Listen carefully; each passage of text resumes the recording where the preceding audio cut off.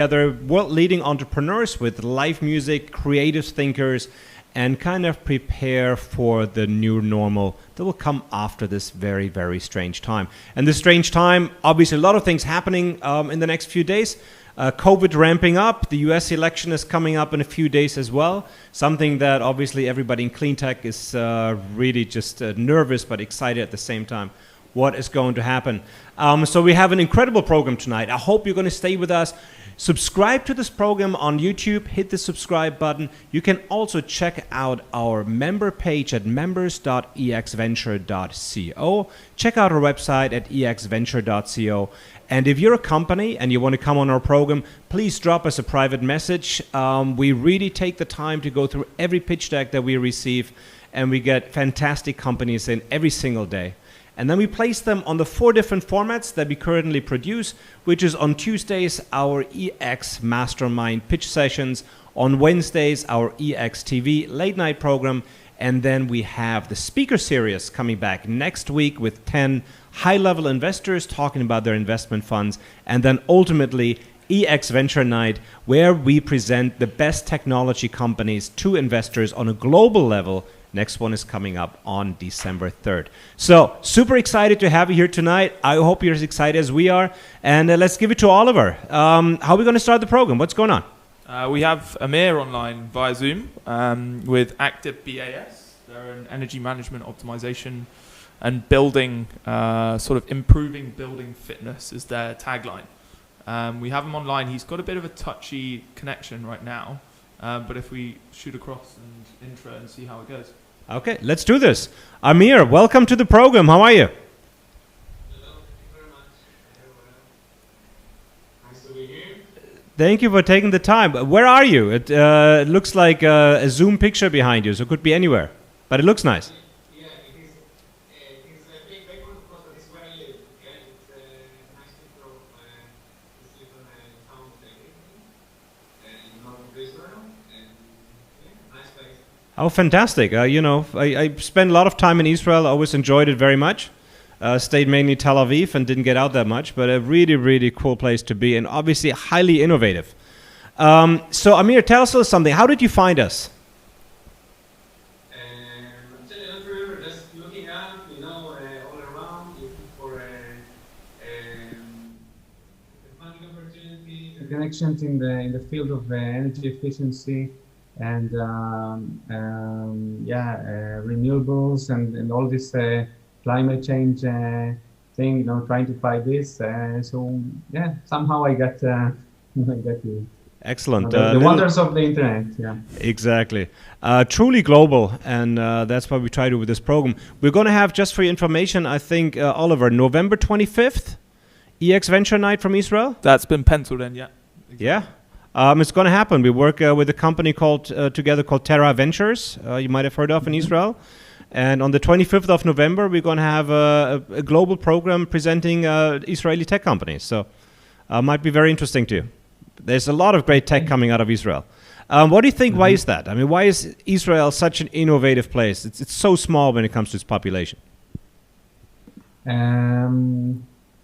I don't know. I think that we started in the beginning of the country, about 70 years ago. It was a very small, tiny, poor country. Had to innovate to find its way in the harsh conditions all around, scarce of water, and everything was really hard. So people just try to innovate and find solutions. There were no natural resources back then. So just trying to invent every time desalination and irrigation systems and all kinds of things. That's how we got here. One thing leads to another. And now when you think of yourself as an innovator, you build an infrastructure for this, and the government helps, and everyone thinks that it is possible. Yeah, okay. I mean, in my experience, I was always amazed, that in Israel, you have to claw, land back from the desert. I mean, it's literally a massive sandbox in the middle of nowhere. And what has been created since World War II is absolutely mind-boggling, I think. Tell us something about BAS. What do you guys do? And where are you going? Yes. Okay, so ActiveBAS, BAS stands for Building Automation Systems. Building automation systems is something well known in commercial buildings like shopping malls, hotels, and even big residential buildings. Automation systems that manage the HVAC system, the heating, ventilation, and air conditioning. But these systems are very primitive, and there is a great potential of energy saving by changing the control of these systems, of the equipment, really with no hardware changes and massive investments. We showed that we can save sometimes 30% of the energy expense. That means, energy bills and energy pollution. Everything is related, the innovation really comes from a way of building an automatic energy model of the building, something that today takes months of very intense engineering work. We can do it thanks to AI algorithms that find patterns and find opportunities for saving. Okay, so your USP is in simulating the building processes beforehand, before you do any upgrades, and make it easier manageable. Is that a good summary of what you're doing? Yes, and I may add that we not only find opportunities for saving like other companies do, we also connect back to the control system and change parameters online. So we continuously improve the building performance and can connect changing conditions like changing weather, changing occupancy, and even changing regulation. Like today, because of COVID-19, people want more fresh air to be recirculated in the building, and we can change it really online. So the whole focus is on self-optimizing, almost a self-learning system to reduce energy consumption? Yes, yeah, I think it's a good time. Very, very cool. What kind of system, what kind of sensors are you working with? A proprietary system, or your Modbus or MBUS, or how do you communicate within your facilities? We connect to existing systems by a simple gateway. That means that they have their own sensors and their own management systems. And there are several companies in the market. We just connect to them using Modbus, as you said, or BACnet, which is building automation control. Yeah, let me, while Amir is, we work a little bit on his connection here. Sometimes it improves a little bit over time. We have done a lot of projects in the past on energy management system, and the key challenge always has been to really get all the different parts of the system to communicate with each other and then actually get some decent data out of them. But I think even more complicated is how to manage all these different platforms, because you might have, as you say, a lot of different technology providers, right? You might have one control unit from Schneider Electric, one is coming from B&R, one is coming from, wherever, from Siemens or somewhere else. So you're kind of provider agnostic. Your idea is to build one kind of software to rule them all. Is that correct? Yeah. So maybe you lost this sentence that I said before. You read it there, and you specified some of the most common manufacturers. Mm-hmm. And the idea is to connect to each one of these systems and be really agnostic to the manufacturer by connecting through common protocols. We have a simple gateway, a simple little box that we connect to the system. And by these protocols, if it's a BACnet, the Building Automation Control Protocol, or Modbus, which is very common as well, we just connect and we pull all the data, all the tags, and build like a database, agnostically to the control system. Cool. Where do you stand on pricing on that? I mean, as you said, there are many systems that at least offer energy management systems. Alpha Structure, for example, maybe being the biggest one out there. Automation system, Iconics, for example, comes to mind. Can you beat the big guys on price? Is that what part of your USP? Yes. Today, when people want to upgrade or to run an audit on their facility, usually they connect or contract an engineering company. As I said, it's an expensive process. It's very time consuming. Most of the companies that do similar things, that means usually analyzing data and giving recommendations, they do it by a subscription fee, which is per square foot per year. That means subscription according to the area that they manage. Mm-hmm. And we do the same. We can be very competitive, of course, to manual work and also to other similar solutions. Yeah. Amir, do you have any working pilots yet in the field that people can go to and look at in Israel? Yes, we have. We've completed the first part of a paid pilot in Houston Community College. Mm-hmm. It's a campus in Houston in Texas, that we just took a building there of the building of the campus and analyzed the data over there. Found so many things to improve so easily. Some of the systems were operating 24 hours a day, including weekends, at night when there are no students. So just changing this saved a great deal of money. We saved in total over 30% of the energy expenses.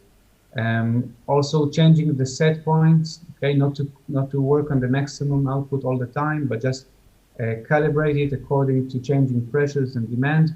We managed to save more. So it was very successful. Yeah, fantastic. Amir, please, I know that we have your deck. We're going to have a look at it. And if you're looking for capital, where do you stand on this? What's next for you? All right.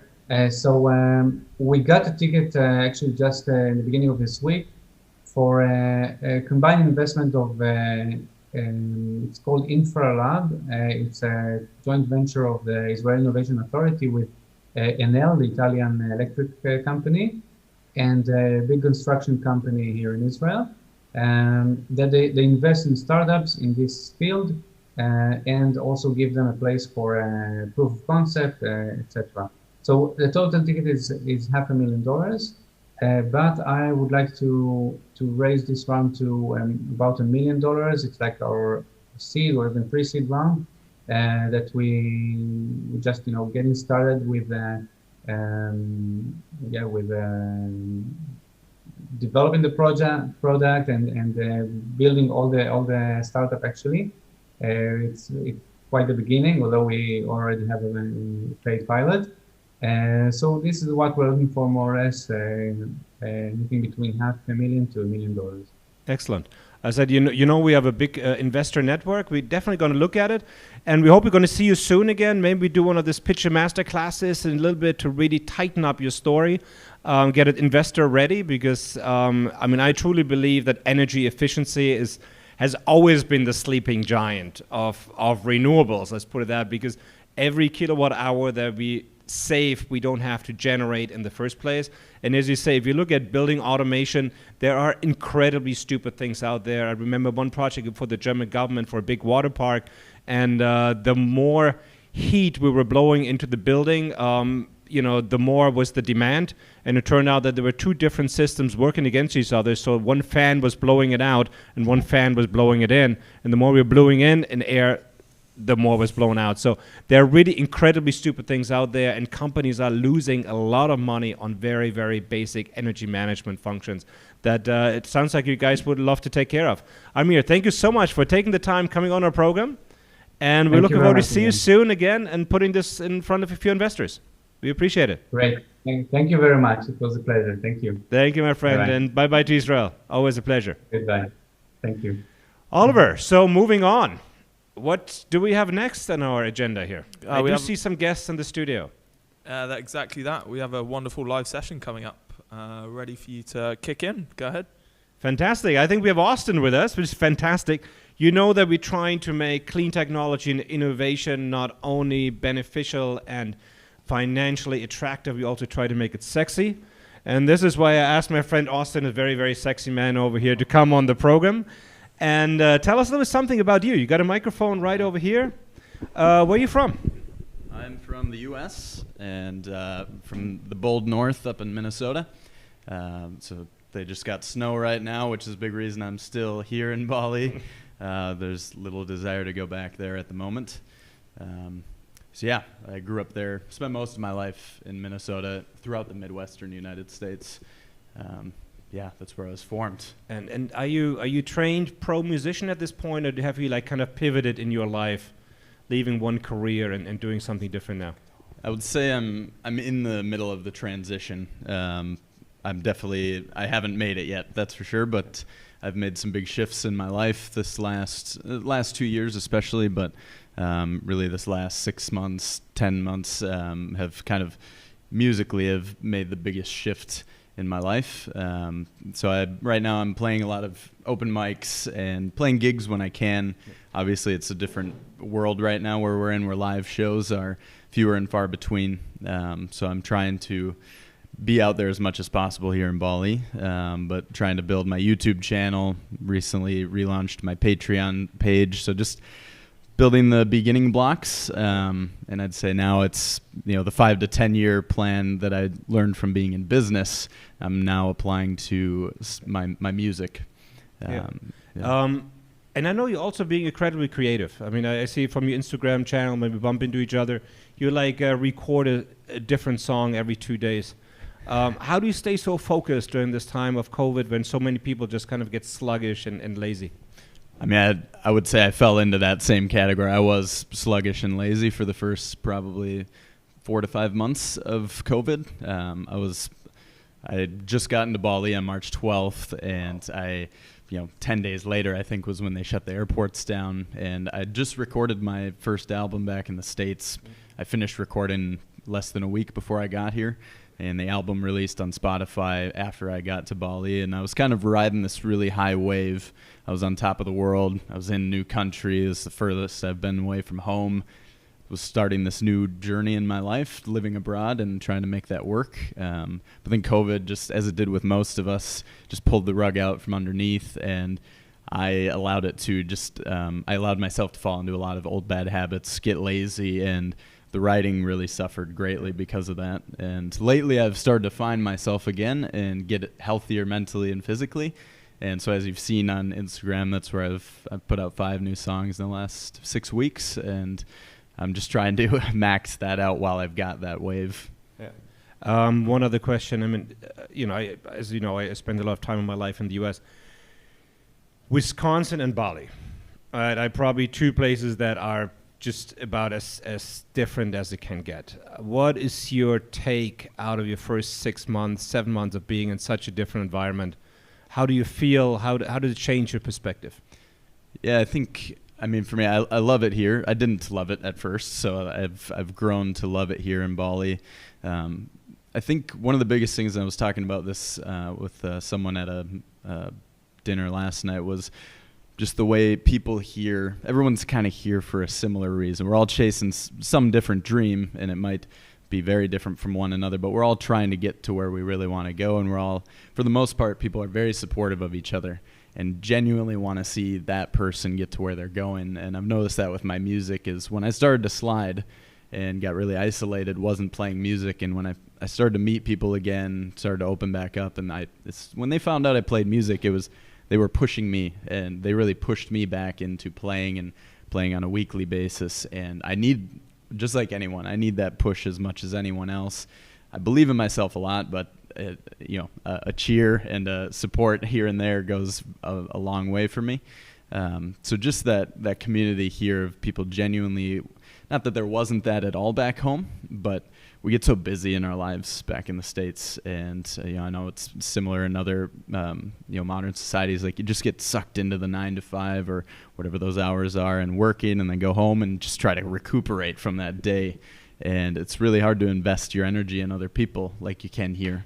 And I think that's a big difference. And obviously the weather is massively different.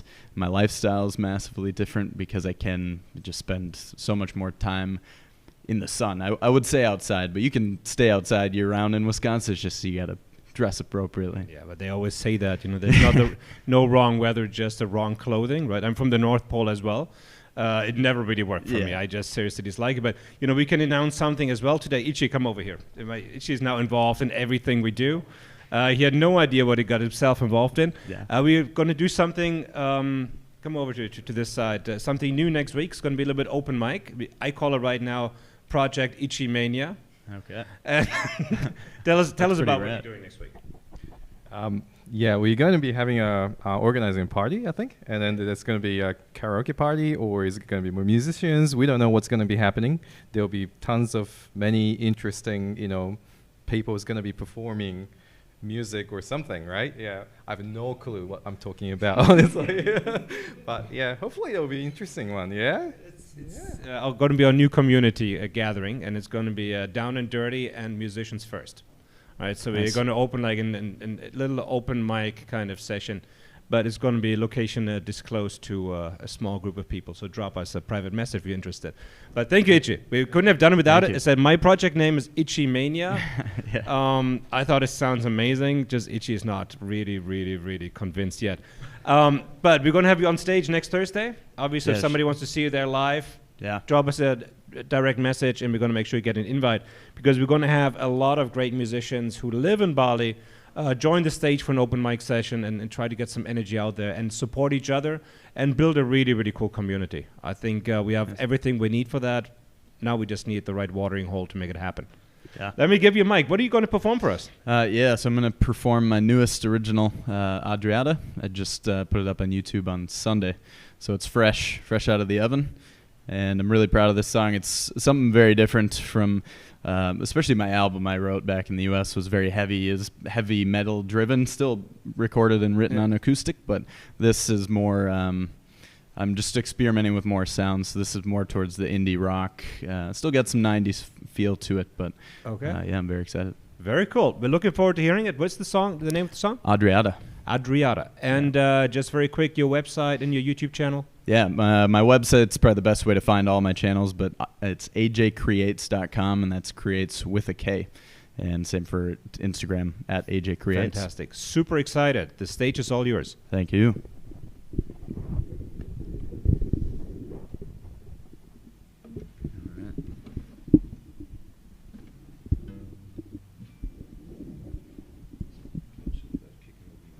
Yeah, don't want that to go down. I think so, yeah. Right, cool. Let's hear it. All right. This time we can't sing along. Yeah. You can try.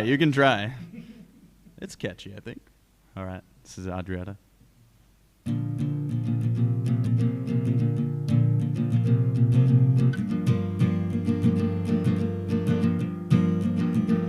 Down the list, everything is flush, it all makes sense. But I don't feel it, my chest keeps me honest. My head keeps me simple though complex. I get lost inside its depths, however shallow. Have you found everything you're looking for? Casting out this tension between us is real, for I can feel you.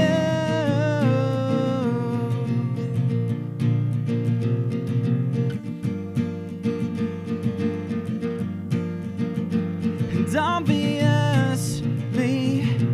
my intent to find you in this swell of a raging wind intensifies my hope that you are now lingering with fishes underneath, while angered crowds collapse the sky, and I'll drown another day, letting all this rain fall down on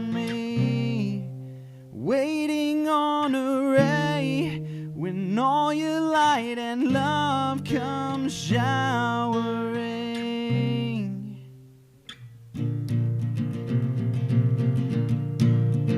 I haven't found everything I'm looking for. Casting out this tension between us is real, for I can feel you with no way back. A shadow holds my heart, and it's real, for I can dream of you.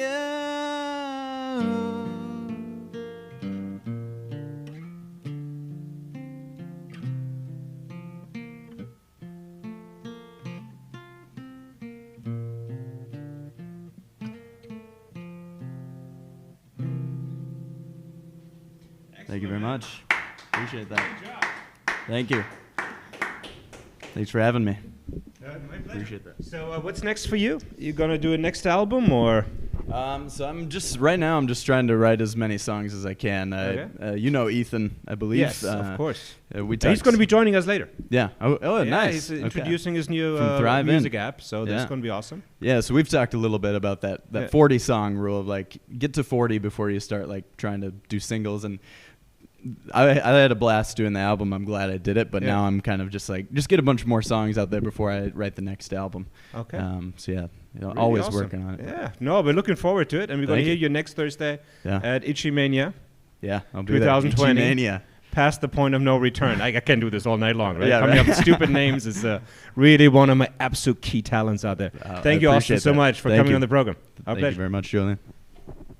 So, Oliver, as we go back into our world of clean technology and everything else, what's coming up next? We're actually sticking with music. Ethan's on next. Oh, really fantastic. A lot of people out there might not know that I, at some point in my life, was a professional musician. So sooner or later, I will have to perform on this program, which I hear is highly, highly, highly selective about their artists. So I've not been chosen to sing yet. But that might change in the future. So our friend Ethan is going to come on the show, and he has also a cool COVID story as they come in on a daily basis. You see people disappearing, and then they come back months later. We had one guy last week that was stuck 6 weeks on a sailboat off the Maldives, and I know Ethan kind of got lost in the kind of transition there as well. But we have a little bit of time before he's coming in. And so, Oliver, what else is going on in the world? He's returning to his chair, just taking his time. Got no hurry out here. It's a late-night program. Well, we have 10 minutes until Ethan joins us. We're kind of mediating the aspect of music, entertainment, and sustainability. The wonderful company that owns Budweiser, Bud Light, Stella Artois, Anheuser-Busch, probably butchered that one horrifically. They've actually just released a mandate that all of their production materials have to be from a sustainable source. So all the aluminum cans that you produce, consume, recycle.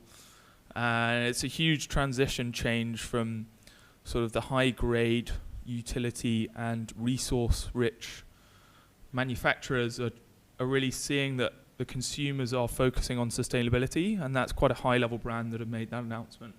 Nice. So whenever you look at your Budweiser or Stella or Bud Light, to our US fans, you're going to be consuming a more sustainable product. Well, I mean, it's really the big corporates right now that are driving sustainability and also the switch to renewable energy to a large extent. We had a program on this week all about data centers, for example, right? Massive consumption of electricity on a daily basis. So much can be done. But it's the Amazons and the Googles that are, IKEA as well, and now happy to see Budweiser do the same thing, that are doing this big change to sustainability. Releasing a new article this week about a very recent experience. I don't know if you guys are following it, but I write a weekly article, sometimes two, for Disrupt magazine, and also in the future for a German magazine called Clean Thinking. And what kind of came to my mind this week was self-experiment. I mean, I try to come up with something stupid every month. That's kind of how I keep myself entertained. 2 months ago, I colored my hair. You can still see it on a YouTube channel. They kind of backfired, but it kept me entertained for a month. Last month, I've been vegan. I'm still vegan, though, so that was last month. This month, we're going to have Itchy Mania. These are the things that kind of keep me creative and alive. But I don't know what to do next month. It's always rather spontaneous, but something needs to happen. Otherwise, life's getting a little bit too dull here during the COVID crisis with our few hundred people left on the island, that we really hang out with. But one experience that I made last week was really focusing on the impact of all this negativity and negative news and negative thoughts that we have come in.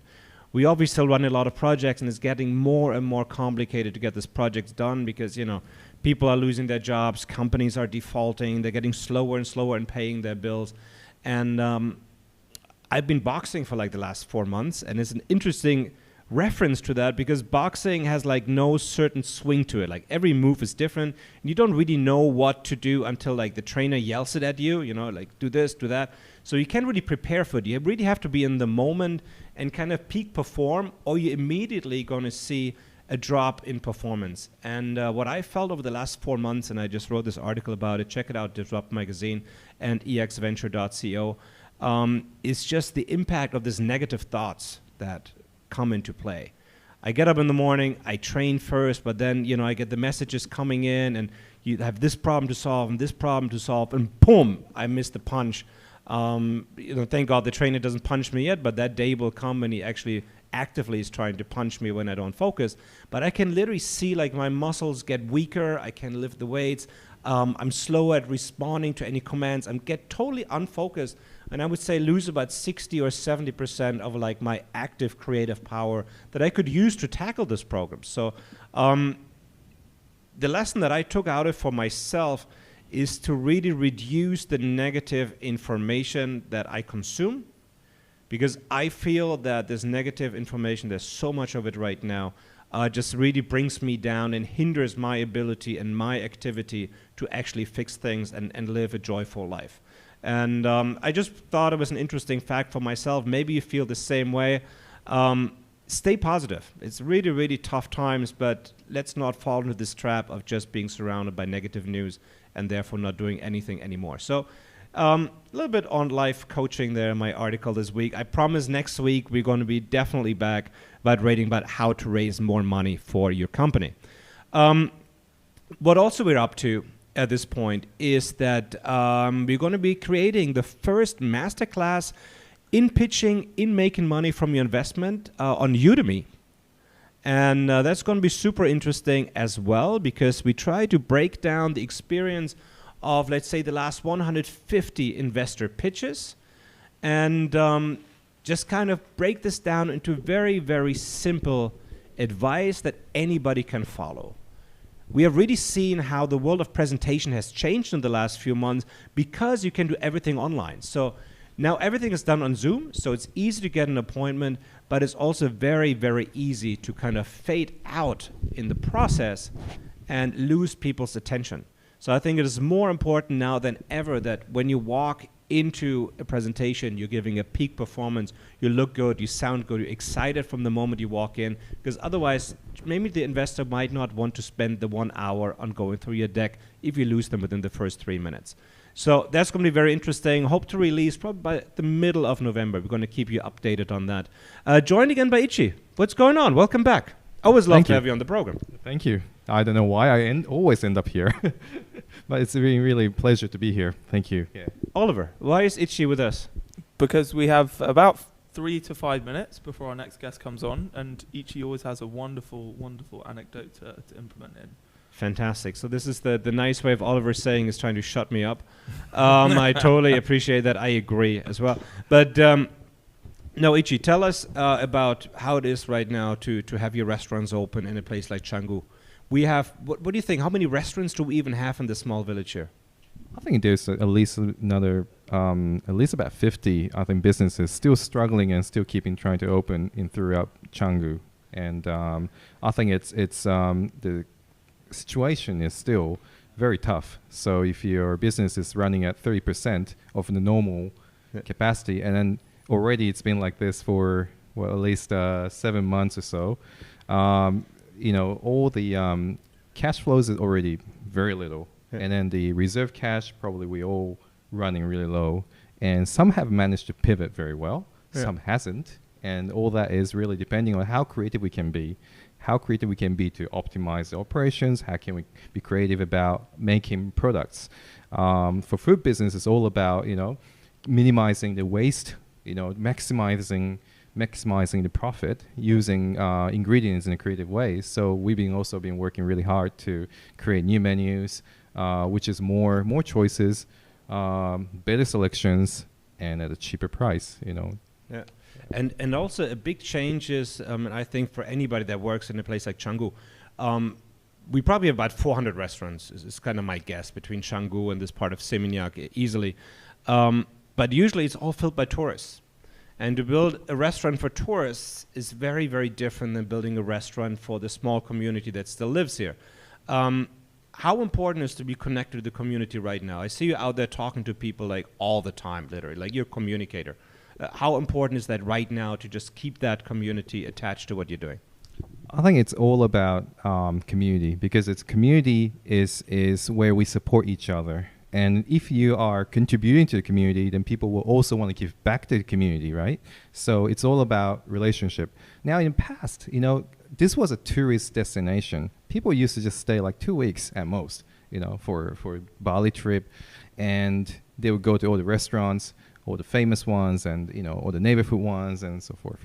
But now we are talking to people who have been staying here, stuck here pretty much for the last 7 to 10 months, been pretty much stuck here, and they have nowhere to go, and they rather choose to be in Bali. So now this is a great time to talk to them, to get to know them, and make them into our loyal customers. So it's really important that throughout different kinds of community, different opportunities, we have to reach out and not to be pushy, but also to kind of promote yourself, promote your businesses, tell them what we're doing, how we're struggling, but optimistic, and trying to change the way we work. So yeah. I mean, you're definitely doing a great job at that. I said your place, Tropical Nomad, still doing very, very well during the pandemic. Also, some of the restaurants like Alma, for example, doing very well. Great specials on the drinks. Check it out, Alma Tapas. You can find it on Instagram very, very easily. Thank you, each. We're going to have you back in a little bit. And talking about community, we have another community leader with us here. His name is Ethan. He's getting a little bit too comfortable over there with his wine in his hand. You're one step ahead of me. Come over. Nah, we don't do breaks. This is an ongoing thing. Oh my God. And other star performer here.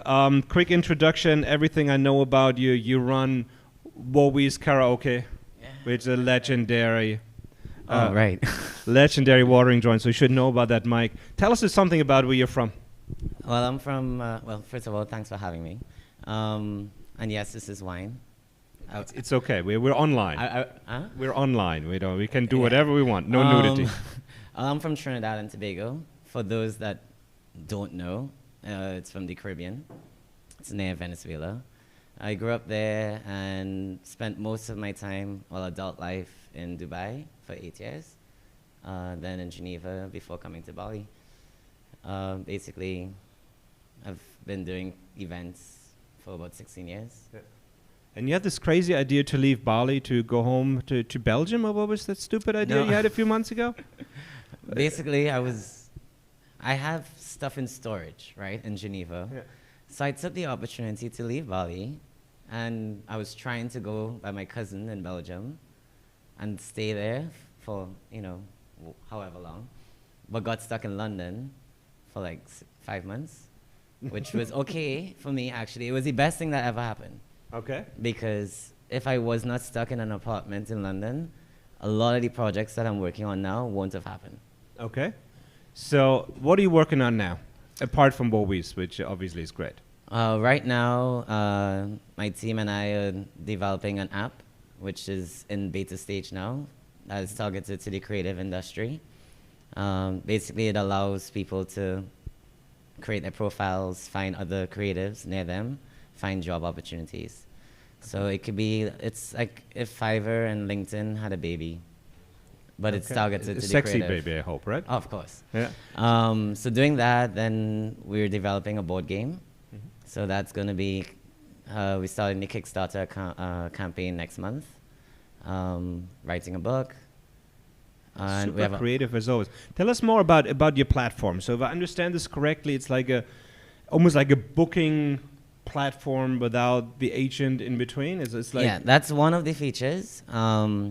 One of the main goals is to connect creatives so they could also foster collaborations. I've always seen that for some people, they find that challenging to actually, they're a singer, but they're trying to find that producer that's willing to work with them, or they're a model trying to find a photographer. So it's allowing those connections, but also the job opportunities.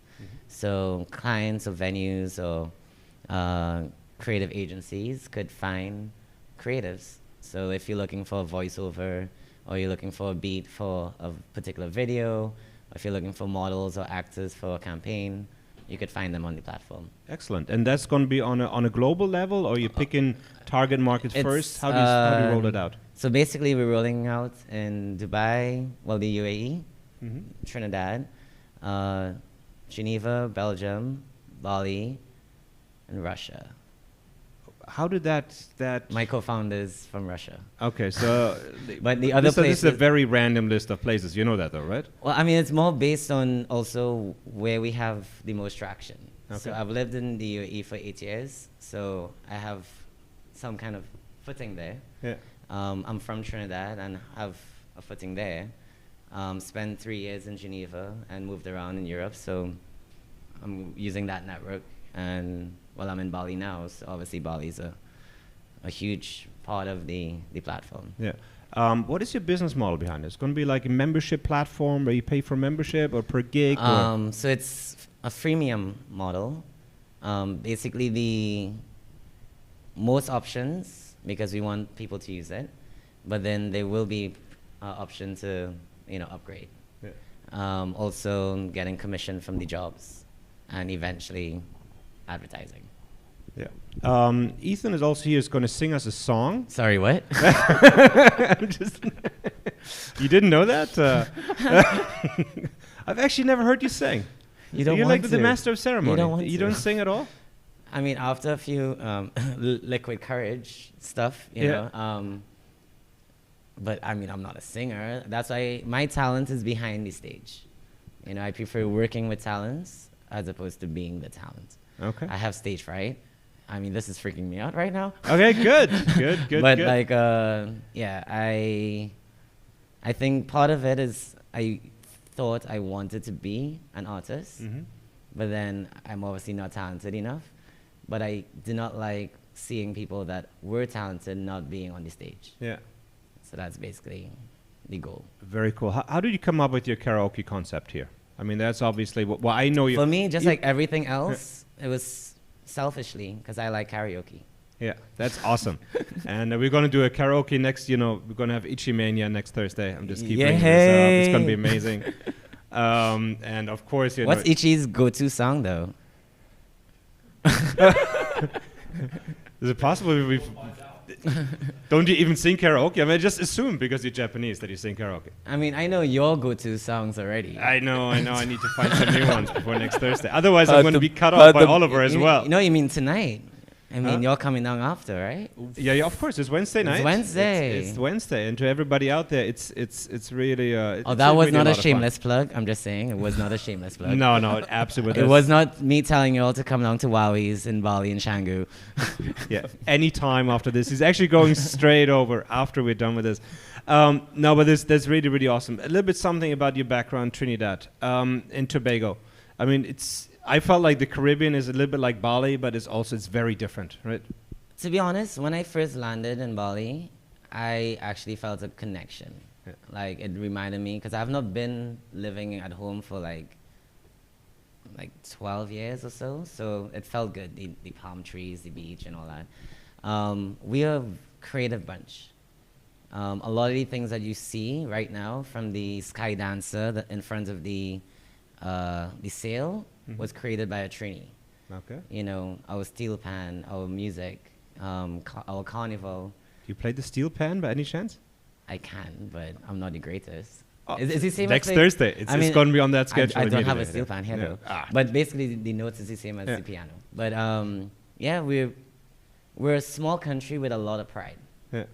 Because this small country gives the world a lot, like from sports, from cricket, football, you know, Olympics and all these things. You know, we actually really represent this small little island, so we're very proud people. Yeah. And I think one thing you can see from our guests so far, we're also a very international bunch here, right? Yeah. I mean, the community here is about as international as it can get.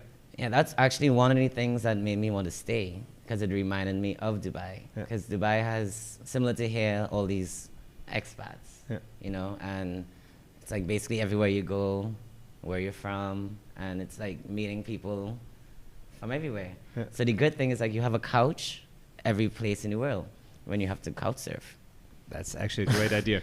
So if people want to find out more about your app, I know it's too early to sign up yet, or can you sign up? Actually, I mean, it's beta now, so we're actually doing it more closed, invite only. Mm-hmm.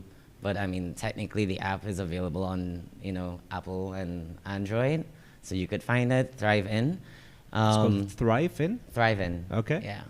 So basically, we're hoping in the next few weeks we'll be ready with all the bugs out, and we'll roll it out. And then how are you going to get into the market? Are you planning to like raise money and buy Google ads? Or we're going what's the next to step? start raising once we start getting some traction and stuff. I do have a few influencers and industry professionals that I will get on board to kind of drive it a bit further. And we have an amazing publicist partner, Jane Owen from LA, who's going to pretty much take it over from there. Okay. So, I mean, the plan is pretty modest, you know, using the network, utilizing the network. Yeah. And yeah, obviously the funding will be needed soon. Yeah. Well, maybe find a point. As we're moving out a little bit of just doing clean technology, you know, we obviously broaden our horizon because. I hope so. We are, you know, we love many things. I'm a creative myself. I'm a musician, right? We're not just technology, even though that's where I spent the last decade of my life. But maybe we can talk about it in the future. We're definitely going to have a good look at it. Yeah. And we're going to meet again later tonight. I'm just taking a Definitely. wild guess at Wowie's in Canggu. Not that we like crazily pitching this here right now. He's gonna probably sing one of his favorite songs, Enrique Iglesias' Hero. Come on, give them something. No. Give them I have not been invited on my own program yet. We're going to save that for like a very special moment. Okay. Can you please invite him officially? I don't think I can count.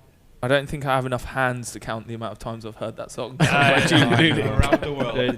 Exactly. He has heard me sing karaoke in many places around the world. Really nice wine though. Thank you. Right? It's, Itchy's in charge. Life's good. Yeah. Ethan, thank you so much. We'll see you later. Thank you Thanks very for coming much. to the program. And it's called Thrive In, right? Thrive In. Thrive In. Check it out on the Apple Store and Android Store and give some positive feedback. Not necessarily on the app yet. It's still in beta. Positive. I mean, Positive be is always critical. welcome. You know, email us. Don't, you know, write a review. Come on, like, you know.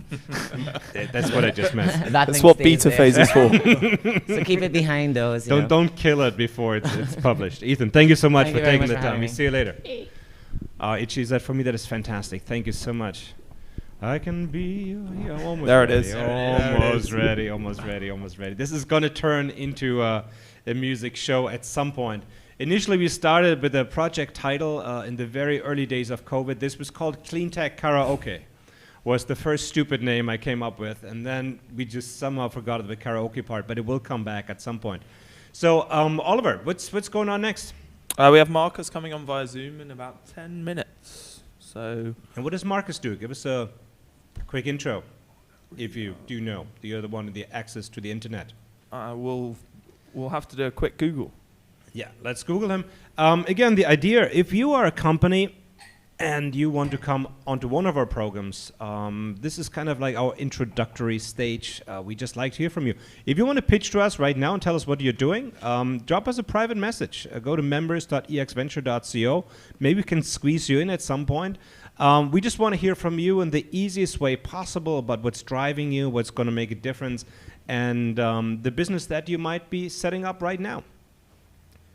Take the time to do that. So we get about, I would say, 100 pitch decks per week, very, very clean tech centric at this point, but we really try to go to every single one of them and get back to you and maybe find a slot for you to come on one of our programs. Again, we have different programs we do on a weekly basis. We have our Tuesday program at 9 p.m., the Pitch Mastermind, 9 p.m. means Singapore time. And then we have the Wednesday program, our late night program that you're seeing right now, EXTV. Then we're bringing back the EX Speaker Series, which interviews leading investors from around the world. Because to be honest, the greatest business idea these days probably will need some investment. So we try to keep those folks very, very close. And then we're going to have on November 25th and on December 3rd, the next EX Venture Night. The first one in cooperation with Terra Ventures from Israel. We're super excited about that. And then December 3rd, we're going to be broadcasting from Bali and Los Angeles with the best technology companies we found in the US and Canada. So subscribe to this YouTube channel if you're watching on YouTube. Feel free to drop us a private message, and please become a member at members.exventure.co. It's a public network. We just want to know that you get all the information from us, how we can help you to become a better company. So Oliver, give us a quick intro. What is Marcus up to? That's Marcus Bulacio. Oh, that's my friend. Correct. Oh, very easy. So if you just said that, I brought him on the program. A very cool story and a very cool guy who's going to be joining us. And he's also a great example that, you know, clean technology making an impact can be sexy. He's a very, very sexy young man we're going to bring on this program. I'm sure you're going to appreciate that. They drove a fantastic fundraising campaign for a company called Pangea, which is cleaning up plastic ocean waste and at the same time, you know, producing very innovative travel towels, right? A great idea out there. We met about 2 years ago. And you know, I don't travel that much, you know, with my own towels. I'm a little bit older, but a lot of people here do, and there seems to be a market for it. And we're here to hear from him about how his organization and his influence is growing, and the ultimate purpose behind them is to make our oceans cleaner and, of course, the beaches cleaner, which is a massive problem that we have here in Bali, but all over Southeast Asia, especially right now where the raining season has started. We always have the same issue. People dump their waste somewhere, it goes with the rain into the river and then ends up on the ocean shore very, very quickly, and lots of it. So when I see a diaper out there, I can't even complain on the beach. It's probably the one of my daughters. So we have no disposal facilities here in Bali, lots that can be done. Oliver, then where do you go from Marcus? I know he's in Russia right now, right? Yeah, exactly. We're just staying on the whole plastic hype and the large conglomerates. Google made quite a big announcement recently on their mandate to go away from single-use and recycled and non-plastic packaging for all their products by 2025. So that's quite a big announcement, taking away from the issue that Marco's looking to solve. So it's both on the production side and on the clean up what's already there. So it's quite an interesting aspect that, again, large conglomerates, especially Google, are jumping on that because they see the issue. Yeah, I think we need to go back to it a little bit and talk more about waste treatment in the future as well. It's not so sexy, honestly, at this subject, but maybe we can get Marcos to talk about it. But it's just so absolutely vital. I mean, we see it here in Bali. Oliver, have you been down to the beach recently? I have indeed. I was walking my wonderful little dog this morning along the beach, and it's rainy season here. So you get quite a prolific amount of plastic that gets rushed down from the island all onto the beach, and it only ends up in one place, in the ocean. And it's not a pretty sight during rainy season sometimes. But there's a lot of amazing people, Marcus included and a number of others, that are working towards sort of cleaning up that issue that's already there and then preventing it at source. And then there are amazing technologies out there that convert that waste into clean, renewable energy as well. I think he's trying to get me to pitch EX Zero Carbon. If you're looking into really, really cool small-scale waste to energy conversion, this is what we've been doing for the last decade. Trying to make it sexy, trying to make it work. It's not as easy as it might sound, even though it already doesn't sound easy to begin with. But there's still simply so much waste out there that is becoming a massive problem to humanity. This, the amounts of ocean plastics being thrown into the water every single day is just staggering. And so we have been working for like a decade to come up with small technology solutions that can turn exactly that mixed waste that you find in the real world, not like the sorted things you might be able to recycle, but the real world waste into something useful like energy and biochar. And we just hope that this subject will come back more frequently again, because right now, you know, we talk a lot about other topics that are really, really nice to have. We also talk a lot about ocean cleanups and everything else, but then what are we going to do with it? Somebody has to take that plastic waste and this kind of floating around mixture of bioplastic, municipal waste that's floating in our oceans and turn that into something useful. Hopefully something even that you can get money for, because if you can attach some kind of price tag to it and people make money on the process of getting rid of waste, then you have something that you can scale. So this is what we're still out here doing in Indonesia and other countries, and we invite any other company out there that has a solution in that field to please drop us a private message. Come on our program and share with us what you're working on. So let's see if we can make this connection work. I told you, a very, very sexy man. Joining us from Russia. Hello. Marcos, how are you, my friend? Long time no see. Long time no see. I'm very good, and you? I'm doing well. First of all, and before you get into what brings you to Russia, except for that beautiful girl I saw on your Instagram page. I got married last Saturday. Oh, congratulations. Woo. Big news. That almost makes me sing. No, there's no song that. It's his moment. Congratulations. So you went to Russia for the wedding? Well, actually not. So I met with my Russian girlfriend in Turkey a few months ago. We were waiting for Bali to reopen, so we decided to come to Russia. And when we were here, we decided to get married as well. Fantastic. Let's tell everyone, you know, Marco's doing some really, really awesome work. He's one of these frontline people driving impact and change wherever he goes. The last few months, India, right? Ocean cleanup, India. What happened? Yeah, how was it? Yeah. We did a few beach cleanups there. That was at the beginning of the year. Went very well. Yeah, we cleaned 3 places. We organized a cleanup in the south, another cleanup in Goa, and another one in the city in Mumbai. That one got in the news as well, so that was great. But you got a lot of people recruited. I mean, I know that you came from Bali over there, but you got a lot of people involved to do that cleanup and wear your T-shirts. Yeah. We are really leveraging mainly Instagram. We use Instagram as our source of volunteers. It's amazing. We don't really need to look for them. They come to us. So through our Instagram, we just post what we're doing, and then we have a lot of people asking to become volunteers from all over the world. So far, we have organized 17 cleanups in 9 countries with more than 550 volunteers. And we collected more than 8,000 kilograms of trash and growing. Now we're almost adding 2 or 3 new countries per month. Wow. And what do you think? How many people do you reach right now? How big is your network when you really want to get things done? In terms of volunteers or in terms of followers? In terms of volunteers and followers, like people you can really get things to do, because that's ultimately what makes a difference, right? Who can you get motivated to join one of your efforts?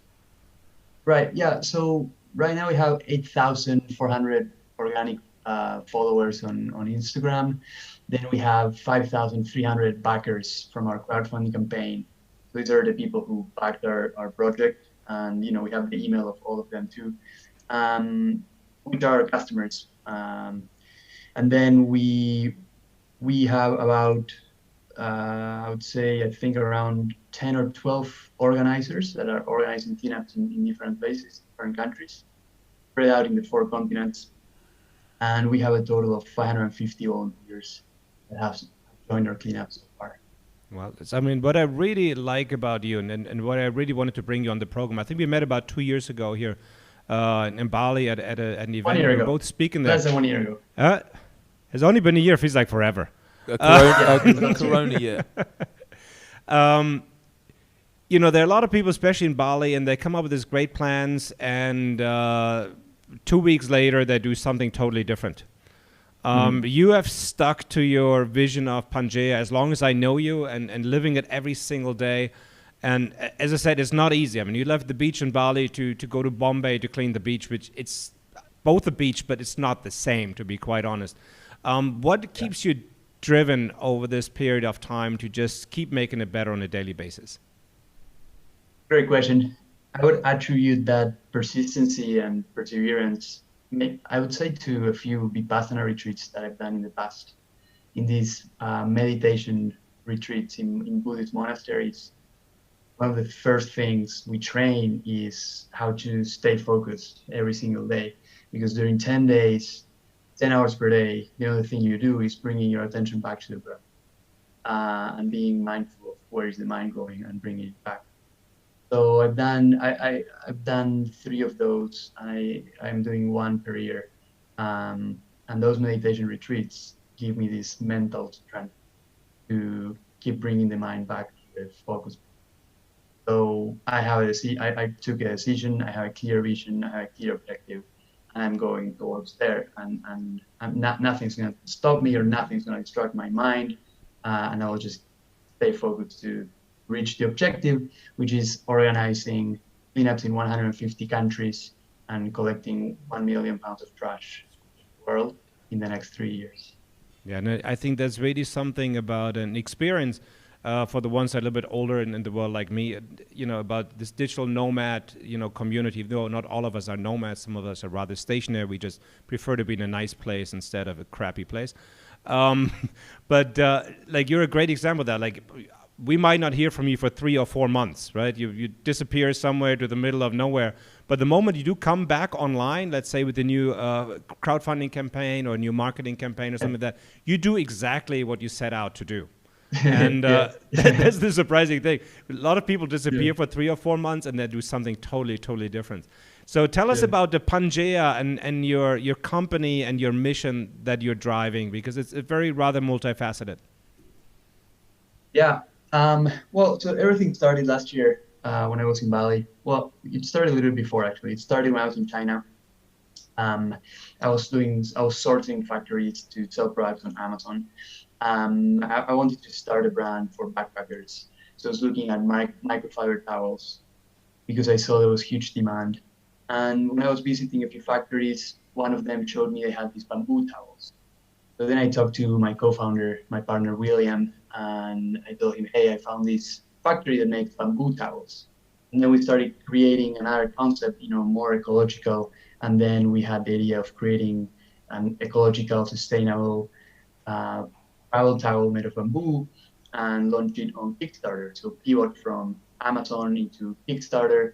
And then with the money we raised, we said, okay, let's organize cleanups. And for every towel we sell, let's collect 1 kilogram of trash from the world. So then I moved to Bali, and then I just focused on making that happen. We launched the product in December. It went very well. So far, we have pre-sold and delivered. Well, we sold them. In that moment, we pre-sold, and we have already delivered 13,000 towels to 80 countries around the world. We raised $240,000. So what I realized now is, okay, I actually cracked the code. I have a very clear 10-step process to create a successful crowdfunding campaign. So let's actually replicate that, and let's keep launching more innovative ecological products for the outdoors on crowdfunding. So the objective now is to launch 3 new products per year and expand the ecological movement, cleanups movement around the world. Yeah, I really like that. And you know that our focus generally is talking about raising money. And crowdfunding obviously has become a major player out there.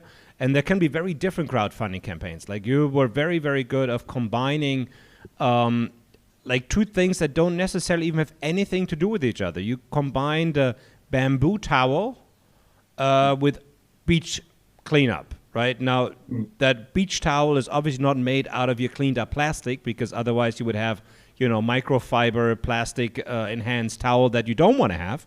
But you combine the 2 things to give people a tangible return on their crowdfunding investment while creating an overhead that allows you to do what you really set out to do.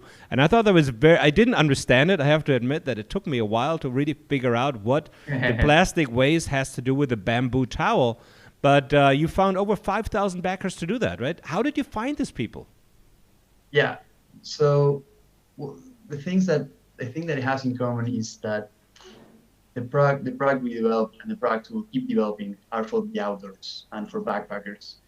And all these people, which is me, myself, my friends, and my partners, we love the environment. We all love nature. So anything that we buy that will also have a positive impact on nature is something that we're going to feel attracted to. So that's the reason why our customers love the idea. They love the idea of giving back to the environment, of being responsible, of cleaning the world by buying our product. And then, sorry, what was the second question? Just the combination, how did you find those 5,000 backers? Yeah, so the key there is in the digital marketing. And the key I found is to outsource the marketing with a marketing agency called Dell, that they specialize on Kickstarter campaigns.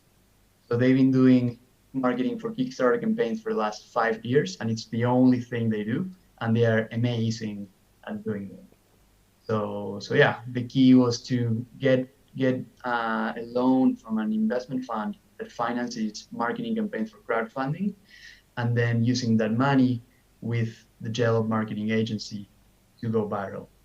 That's actually a really cool concept. We have not heard about this before. What do you think is, and I'm sorry, we always talk a lot about financials and you know, what do you think is the leverage? I mean, for $1 invested into marketing, how much do you get back ultimately out of the campaign? Yeah, so the average, and that was also for our campaign, is 4 times. So it's 4 times the investment on ads, marketing, that would come back as revenue. So we raised $240,000, investing $60,000 on advertising and marketing. Excellent. I mean, that's really very interesting. We would love to talk to you offline about this as well, because I think that's a great. Not every company out there is really meant to raise venture capital. There are many different funding. There are angel investors, crowdfunding, government grants, and everything else. But you guys have been so impact driven, and these projects are usually the ones in my experience that is incredibly tough to raise any kind of funds for. So you know, Ocean Clean is one of these things. Maybe find a big sponsor, but a lot of NGOs, a lot of foundations that are doing this kind of things find it very, very hard to raise money for it. So you guys offered this tangible product with the bamboo towel, which I still would like to get one. Do you actually sell it somewhere in Bali, or where can I get one of these? Yeah, you can buy them in our website. Now we're transitioning into Shopify, so pangeamovement.com, and we also launched a few other products as well. You can check them out. You'd have like at least one place. I think Itchy could sell it, right? Itchy also does organic, cosmetics called, what is it? A Nomad Essential. His brand is called Nomad Essential, and I think your towel should definitely be part of that. Definitely. Right, and he's like right in the heart of the digital nomad community here in the middle of Canggu. So I think that would really, work very, very well. What's next for you guys? I mean, so this was a big success. You say you want to do more in crowdfunding. What is next for Pangea, and how can we help to make you guys bigger and more successful and make a bigger impact? Yeah, thanks. So when I was in Singapore, I was stuck there during quarantine, and I grabbed all the data from the success of the crowdfunding campaign to get investment. So I reached out a fund, and we also got $100,000 from them. And now we're going to use that money to move all the team to Bali. So we're moving there in November. And then the next campaign that we're going to develop is we want to organize a massive cleanup in the Galapagos and turn that trash into super compact, waterproof jackets. That's what we're going to work on next. Into jackets, okay? Yeah, so we're going to turn the trash from the Galapagos into waterproof jacket. Okay, interesting concept. I mean, we're going to be happy to have you guys back. How many are there of you at Pangea that are going to come home? Well, the core team now we are 5, and we have a bunch of freelancers spread out. Yeah, but the 5 of us. Any are available initially- single males coming with that group? Because we have a lot of hot girls here. You can't find a date right now. It's about 6 to 1. Well, I'm taking Now that you're but, off the market, I mean, the I know. boys- I think the boys are available. So Okay, good. make something happen. But bring We can some make more. synergy It's there. really kind of becoming almost tragic. Connect the dots. The numbers here, it's getting very, very small. So it's going to be great to have you back. I think you should definitely talk to Itchy about having some towels here for sale, and let's work on a program teaching people how to crowdfund. I mean, I think that is really a great solution for especially these companies driving for impact that find it very tough to get started. And your expertise there and your contacts and really could make a difference to get these people off the ground, because there are a lot of companies, I'm telling you, the most impactful companies, the most driven companies, we kind of have to say no to, because the old, they're not going to produce a 40 times multiple to an early stage investors. It's just not going to happen. Right. And so this entire venture capital system that we talk about on the daily business for people like you that are driving impact is simply not working. So if there's an alternative to it, let's make it big and let's get more people involved. And if together maybe we can build a contact database of 10,000 or 20,000 people willing to fund this kind of projects, I think we could really make a difference. And then maybe find another entity to leverage those funds as mezzanine capital, something like that. But show the traction first. I think it'll be very interesting to work together on this. Yeah, I would love to. And yeah, I know a few impact funds as well. There are a few in Singapore that specialize on impact startups as well. Yeah. Very cool. So when you guys arrive here? It's almost November, right? We got like 3 days to go. Yeah, we're aiming at the 15th of November. Oh, fantastic. Just in time for Itchy Mania 2. Which For what, sorry? Itchy is opening his own nightclub now. He's taken the show on the road. It's called Nice. Itchy Mania, past the point of no return, and it's going to be epic. So I'm just making that up, but it's just going to be great to have you guys back. I know you're not the wildest partier out there, but it's going to be great to have you guys back. We're going to bring you on live when you're back here, and if there's anything else we can do to just kind of push Pangea and the next effort, where can people sign up? I know Instagram is the best way to reach you. Could you repeat your Instagram handle one more time? Yeah. So Instagram, Pangea_movement. So Pangea_movement. And then our website, pangeamovement.com. And Pangea is Pangea, just in case there's any doubt about this. Great job. And just congratulations on your incredible campaign, cleaning up the beaches and getting married at the same time. So come home soon. Marcos, thank you so much for your time. I really appreciate it. We see you soon. Thank you so much, Julien. Bye-bye. Bye to Russia. Oliver, cool story, right? That's awesome. It's crowdfunding bamboo towels. What Yeah. do you say about it as a financial analyst here on the team? I mean, he's created a tangible product from a natural resource, so quite happy about that. It's something that's sustainable and has a target market that can be quite focused. He's obviously gone externally to find that target, but it's a very affluent market, especially within Bali. And sort of looking at the sustainable nomad for Ichi and his brands that he's looking to go to, it's very complementary.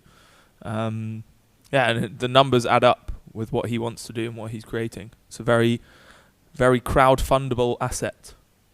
Yeah, but they made that one up. That's the cool story. It has nothing to do with they're not turning plastic into towels. But what he said in terms of he created the target market on the ocean cleanups, and then found a product that he can develop the easy access to market, the low-hanging fruit, and their next phase is to take that plastic and implement that into a product. Yeah. So that's a very clever move from him to say, okay, we're gonna open the market with our target market with a product that we know we can produce, or we found that we can produce, and then with that funding generate the baseline and then create the product that we want to, and then grow from there. It literally took me a long time to really understand what he was doing. And at the beginning, I have to be quite honest, I really thought it was this bamboo towel and ocean beach cleanup. Didn't, for me, ring together. I thought it was stupid. to be quite honest, because that's how I am. I'm German. We're very, very judgmental by genetic predisposition. 2 years later, I got to say it's actually quite brilliant. Because the one thing that we're always lacking, at least I find, whenever we look at Kickstarter or Indiegogo, any of these platforms for one of our companies that we work with, is that in deep technology, like the level of entry is so high. Like we had a great company on last night. What were they called again, Oliver? The sensor company we love from Canada? Well, will you remember that one? But like the level of entry is 100,000 euros. Right? 2S Water. 2S Water from Canada. And we spoke in last night. Really, really cool product. They have like water sensors, light water sensors that can warn you of water pollution and everything else. Great thing to have. You get live data, but the entry level is like $100,000 to buy their product.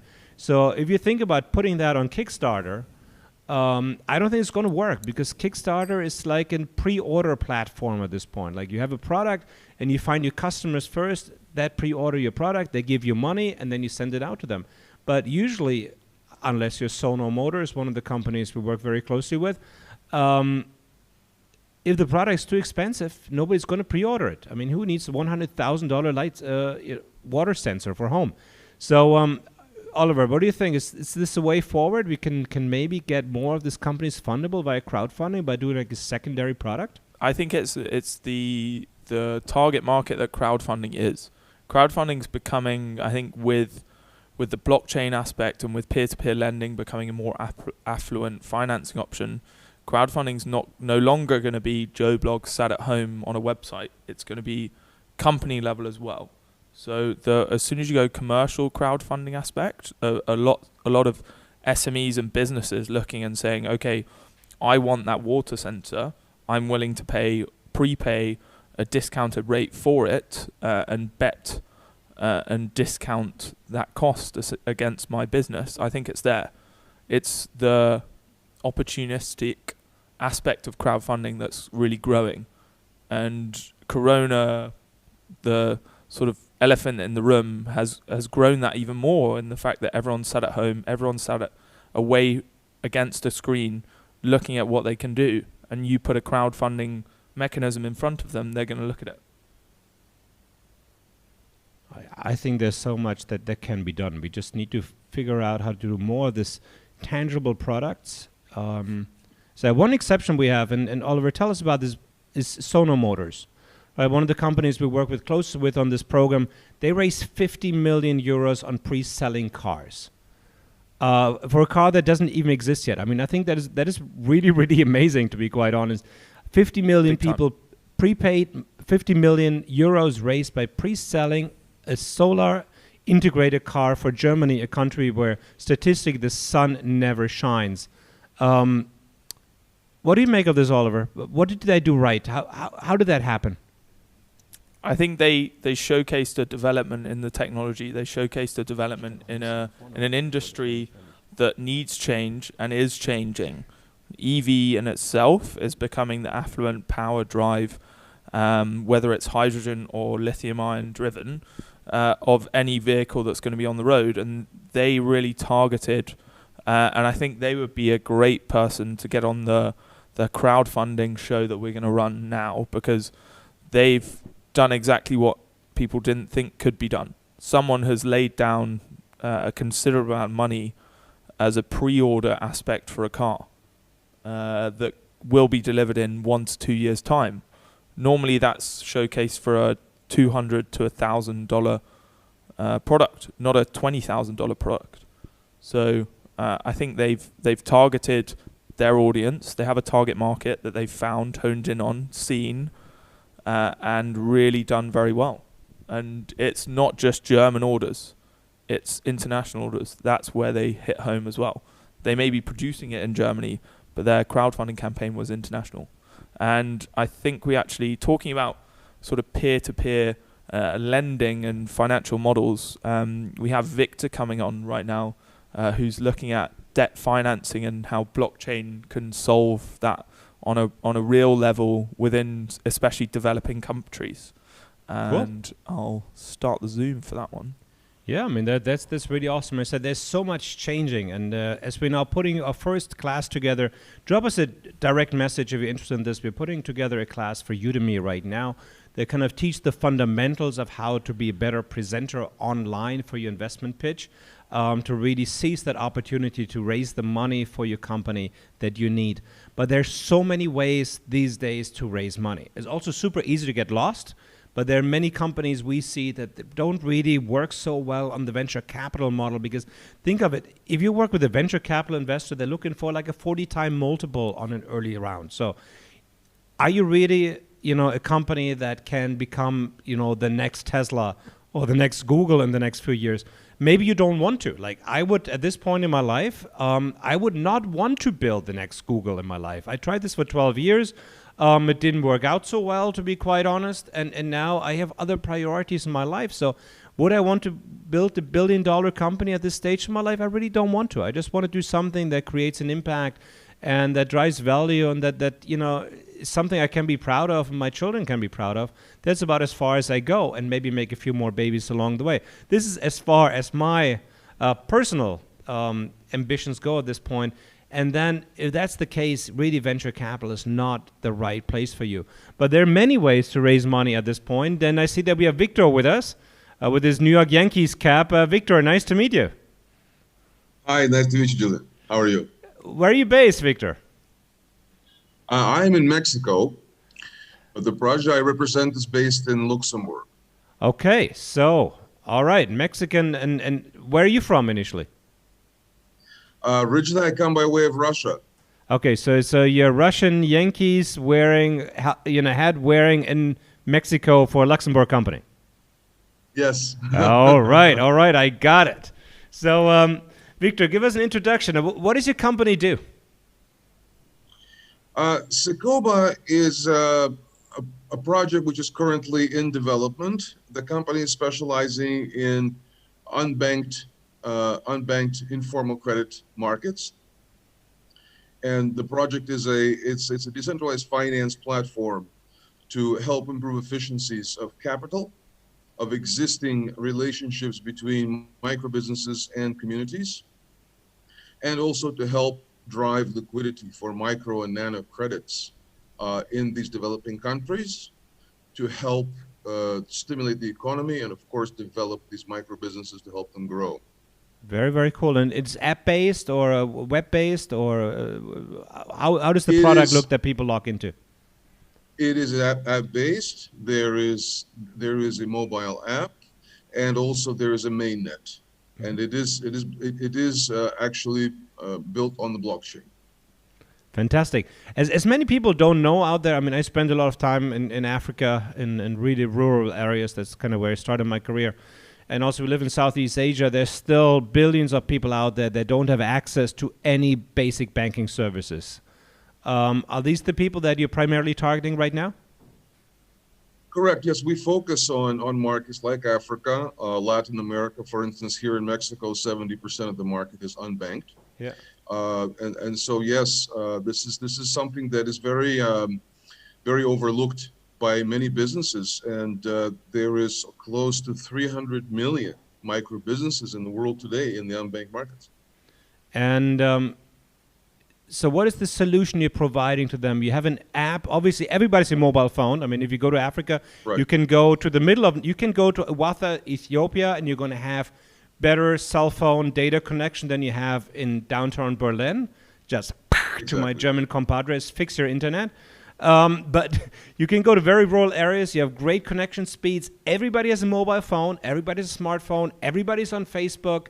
Are these people going to skip traditional banking services, just leapfrog it altogether? Is that your prediction? Yes, well, effectively, traditional banking services are very inefficient and quite expensive. So, of course, for microtransactions, which is what occurs mainly in these markets, it's really not cost effective. So you need to have a platform which can essentially be highly cost effective, very low on transaction fees because we're talking about low income segment, but at the same time can help drive the future bankability of these markets. So your solution, I'm just taking a wild guess from what I heard from Oliver. you're using blockchain kind of as an underlying contractual method to make the transaction cheaper, right? You're not sending around massive amounts of paperwork. Is that correct? Exactly, yeah. The transaction is essentially registered, tracked, and also once this data is on the blockchain, then of course there's an immutable record, and so it becomes auditable. So that greatly simplifies things from standpoint of future identification of who you're actually able to fund for microcredits. What I really like about this concept, and correct me if I'm wrong, that makes it highly scalable, right? I mean, if you have one blockchain transaction or a billion blockchain transactions, it's just a matter of processing power. How do you think, how big can that market get ultimately? I mean, I think we're talking about maybe roughly 2 billion people of the global population, plus their businesses in rural parts of the world, which probably even, it's quite a lot of GDP right there. What do you think, how big this market can be in the future? Well, this market is actually growing, and so this market currently is around 70 billion annually, and this market is growing. And really, there's different estimates there. It depends who you read, but really, we're looking at about up to anywhere about 500 billion over the next 10 years. It could go as big as that. Really, this is something that it just continues to grow. It's not getting smaller. How do you deal with issues on regulation right now? I know that a lot of these countries, especially that have very fluctuating currencies and are always, just very vulnerable to any kind of changes in exchange rates. How do you get them, on board to use something that bypasses their banking system? Obviously, a lot of attached to their banking system. A lot of people, that's how they make their money. That's how they get keep their country afloat. What is your strategy with that, or don't you feel the limitation yet? Well, I think the very good example is what we've already encountered in Luxembourg, where we have a community currency called the Becky, and really they've decided to go digital, and they're using Sikoba platform to create the digital Becky. And there's many reasons for that. And one of them, of course, has to be efficiency. The other one is the days of COVID today, and many other things. So the legal, and this is again EU legal for Luxembourg. They've issued an opinion where basically Sikoba is a provider of the platform of the technology. So essentially, from the standpoint of licensing, really, this is not at least in Europe. It's not really impacting us because we don't have to have a money license to do this. But at the other side, again, legislations in different countries are different, but we're not really encountering any friction, for instance, in Colombia from the standpoint of regulatory, or in that sense from Kenya or Philippines, where we're planning to start. Super interesting, and I wish you all the luck in the world, because I said it's I mean the financial sector in those markets is a disaster, and the farmers and the rural business you're dealing with, they don't have the margin. I mean, they pay some of the highest transaction costs in the world. I mean, they literally might be sending their money with Western Union or PayPal, losing 10-12%, right, of their hard-earned revenue. And these are also the people that work on the lowest profit margin out there. I mean, if they make any money, they're really lucky. So, that big Western companies like Western Union and PayPal are kind of skimming off this as heavily as they do. I think it's kind of a disgrace. So I wish you all the luck in the world that this is going to work. How does your company fund itself? Are you out there raising funds, or what's next for you guys? Yes, we are doing right now a private raise, and we are planning to then list our token on the markets, which will happen in the next few months. So we are currently doing a fundraise pre-seed, and this is something that is continuing this month and next month. So the token is a utility token, or what do I have to understand with that? It is a utility. It is a utility token with some DeFi elements to it. Mm-hmm. Okay, cool. And it's going to be listed in Luxembourg, or for the Luxembourg company? Is that correct? It's going to be listed on decentralized exchange, like a Uniswap. Okay, Mm-hmm. Very, very cool. If somebody wants to reach out to you and work with you on this, what's the best way to reach you?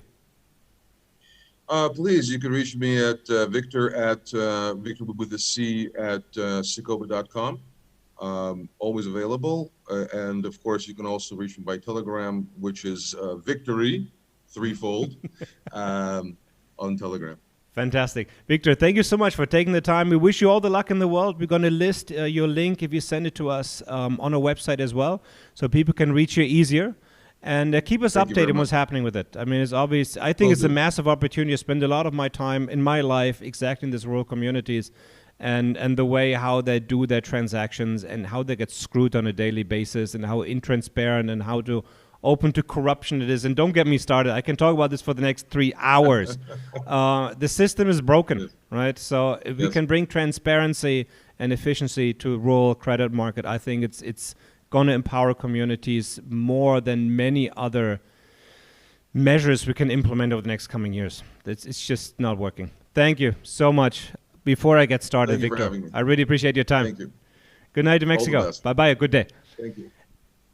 So, yeah, I really, let's don't get us started because there's so many things when you go into rural parts of Africa, if you go into Asian markets like this, again and again, you see some of the people in the world that have the lowest income and they pay the highest cost on electricity, they pay the highest cost in financial transaction. They do everything in cash, so it's very easy to steal their money. It's very easy for like mafia kind of structures to evolve and take what little they make out of these people's pockets. So if there's any kind of way to make those transactions more transparent and more efficient and bypassing the current banking system, I think it's going to be a major crackdown on corruption and everything that comes from them and seriously empower communities. Something I feel strongly about. Maybe other people don't care so much, but I think it's pretty awesome. But let's move on. We got a very, very cool guest coming next. Oliver, who's next on our program? We have a wonderful live guest coming on. Deniz is ready to go in and look forward to it. Oh, God, I love Deniz. Please join us up here. As we said, we're making clean tech and entertainment sexy, and she's definitely a great example of that. Coming from Los Angeles initially, there's your microphone over here. Yeah, there seems to be such a trend from like Canada to LA. It's like the Celine Dion thing. There Michael Bublé. There's so many of you.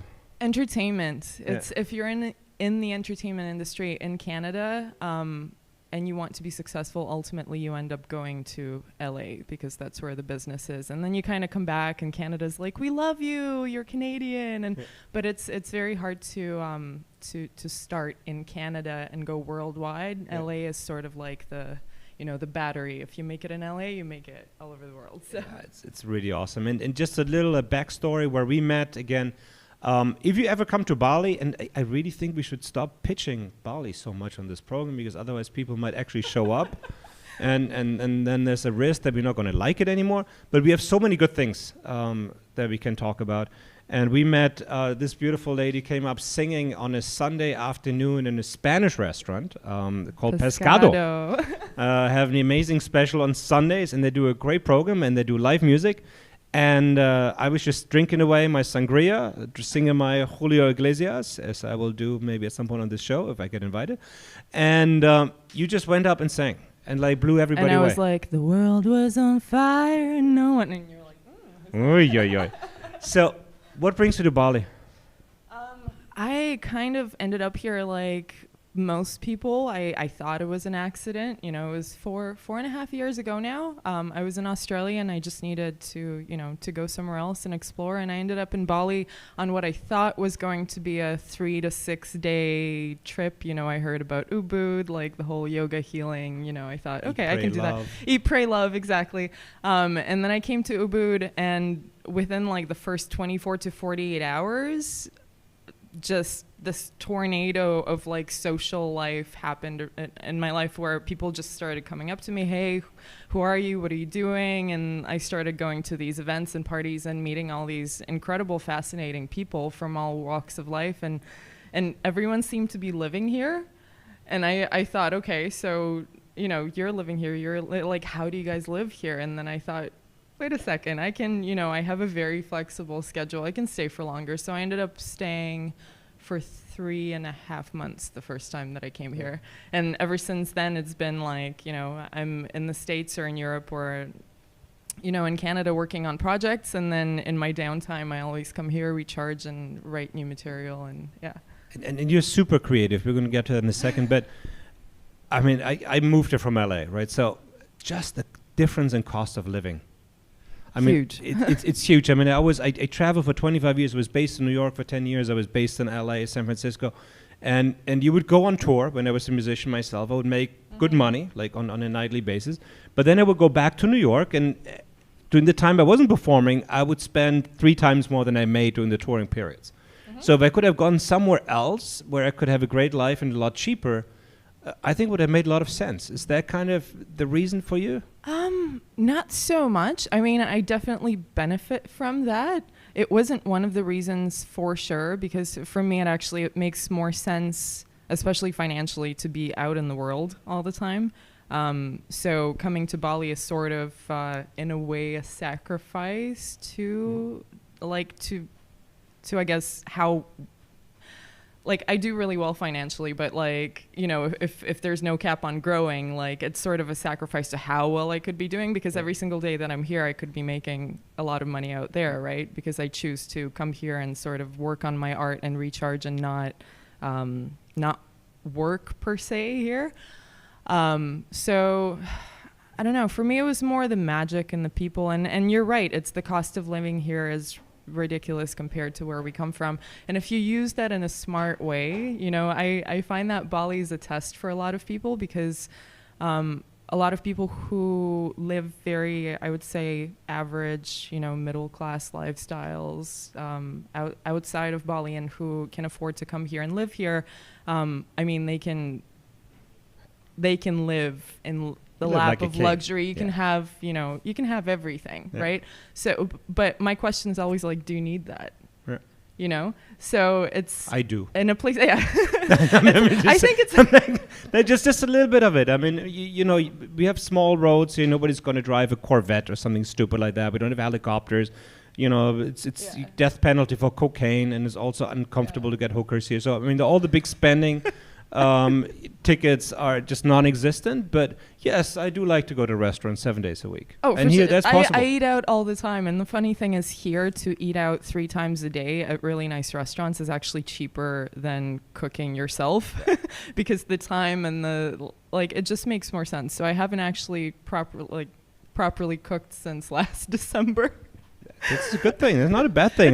No, and the food here is phenomenal. Yeah. I mean, the restaurants here are no, they're terrible. They're terrible. Don't come here. Don't come here. It's absolutely ghastly. It's a horrible place. Let's never do it. Tell us about how you make a living. I mean, I know you a little bit what your revenue streams are. They're multiple, but in your own words. I've always had 2 streams, and one was I'm a professional singer-songwriter. And the second is I work as a visual artist and a sculptor in Hollywood, so on film sets. So we'll go to the first one, singer-songwriter. The way we make money is through gigging. I'm a professional recording artist, so I write and record my own music, and then I license that music to film and television. And that's how most, I would say, performers who are not, Lady Gaga or Beyonce, and even them, actually, they just get paid more doing it. But most of the time nowadays, because of the nature of where the music industry has ended up, artists make revenue through licensing their songs to film and television. Okay. So it's sort of like a passive income, because you've already made the material, and then you pitch it to music supervisors and agencies, and the agents work, or the labels work with the music supervisors, and you can get your songs on Netflix shows or films, or wherever, commercials. That's the nature of it. And the second way to, I would say, make income is through product placements. So for artists on the scale of Taylor Swift, that's why they do the L'Oreal commercials or whatever. I don't know if she did L'Oreal, but that's why they do all these endorsements with all these products, is because that's also another way, that's a huge way for them to make money, because everything else, the label kind of taxes it and takes bits and pieces, and there's almost nothing left for the artist. Whereas when they do endorsements, most of the money goes to the artist minus the management fee or whatever, you know. Yeah. So through music, that's how I make an income, is writing for other projects, sometimes writing for other artists and licensing my music. Also doing gigs, so if somebody wants to fly me overseas or there's an event in North America or something, that's another way. And I'm also an independent artist, so which is kind of, it's very rare for someone like me who is independent to be doing as well as I'm doing. Yeah. I thank my very brief internship with Sony Music when I was 16 for that, because I learned the ropes of the music industry before I actually started making, you know, serious music. So I knew what it entailed, you know, management and what publicists did, and I sort of ended up doing all of that myself, which is I don't recommend that to anyone. It's a huge amount of work and it distracts you from your art. Yeah. But ultimately, what happens is nowadays I will co-write or work with colleagues who are signed to major labels, so they have like the coveted, you know, Sony deal or Universal or whatever. And if we write something together, they have, out of their cut, they have to pay their label, their manager, their lawyer sometimes, and you know, by the time you get your check, it's like 5 or 10% of what you're exactly. And whereas because I'm independent, Yeah. I have to constantly hustle to make opportunities for myself. Yeah. But I get to keep all of my revenue, so Yeah. I don't have to give cuts to third parties for, you know, for organizing the opportunities, because I make them myself. So. Yeah. But it also it creates it empowers you in your own business to a certain extent. Completely. Right? If I think back of my time in the music industry, maybe the main reason that I left, apart from the fact that I wasn't talented enough to be a superstar, I was maybe talented enough to be a mediocre star, and that's actually not a lie. But I hated kind of this feeling powerless. I was under a contract with Columbia artists at that point, right? So, but I lived through my agent. I lived through, you know, other people making casting decisions about me, and no matter how much I practiced, it was a very, just, yeah, I had no control. That's how I felt. It's a gilded cage, because that's every, you know, most artists on the street, especially who don't know about the ins and outs of the music industry. That's everyone's dream, and it was mine for the longest time, you know, to be signed to a contract with a major label. And then, you know, once you understand what that entails, is you're becoming a commodity for a very large corporation, and you're not their first priority most of the time, unless they decide to make you their prize horse, you know, and that's what the really big artists are, because if you're not their prize, like, even if you're their prize horse, it still has you pay a very high price. Yeah. But at least you have like the fame and the money and like whatever, you know. But if you're not their prize horse, then you can be, you know, I've had so many friends and colleagues who have recorded phenomenal albums and they just got shelved. It's a very common thing that happens in the major label industry is, okay, because they're banking, I mean, in their defense, they're a business, right? So they have to treat you as something they're either going to be able to sell this season or not. So somebody can spend, you know, a year or 2 years recording these amazing songs, and then they will get shelved because the label execs decide that, you know, that's not going to make money this season. That's not what's trendy or ever, you know. And they own that material because that's what you signed away when you decided to, you know. On the flip side, you get to say, oh, I'm signed to so-and-so, and people think that you're rich and famous. But it's all very, you know, if you go the major label route or a label route at all, you have to, like, some of the best advice I ever got was, like, you have to have a phenomenal lawyer. And a phenomenal manager, because as an artist, it's like you're David and it's like a gamble. David and Goliath, you know. And again, it like when we look at companies as well, it's the same thing when they walk into a major investment bank, for example. You get super excited, right? And you're suddenly there with a Kleiner Perkins or a Sequoia or Andreessen Horowitz, and you know, you think you've made it, right? You walk in there and you know that they have built billion-dollar companies, and you get this adrenaline rush, and you feel super, super special. You're coming from your little hometown in Wisconsin or Estonia or Latvia or Germany, wherever you're from, and you get like this, wow, this is freaking amazing, man. I'm here. I already made it. In that moment, you haven't made anything yet. You just made it in the door. Congrats. But get a good lawyer, right? Because going forward... There's a reason they make so much money. Exactly. It's because that little, you know, a tiny little correction in a clause, like removing or adding 2 words, can cost you your entire career or make it, you know? Makes a huge difference. It's also good, again, like fundraising, to have your own traction before you start those negotiations. I mean, I think that's really, if you already have a name and you already have your following and they know that they can't really lose on you, because let's say you have 100,000 people that are going to buy your, you know, first 20 songs on Spotify, right? If you it's have, something. exactly, if you have, let's say, the market's attention, like if you're a valuable commodity to them, you have leverage. So you have leverage to negotiate your contract. If you don't have that, you're sort of begging for a contract, and that's where they can make you do like whatever, you know, they want you to do, and that's good business, right? Because that's a corporation that's trying to make a profit on something that's very volatile. Like music and art are very, very volatile. So I mean, they're doing what they got to do. You as an artist have to be smart about it and protect yourself and choose, you know, whether it's easier to just go independent. And because the thing is, if you're making great product, like if you're, I will call music a product right now in this context, then it doesn't really matter if you're with a major label or not. Because the thing is, if you get people's attention and it starts selling on your own, they will come looking for you and making you offers.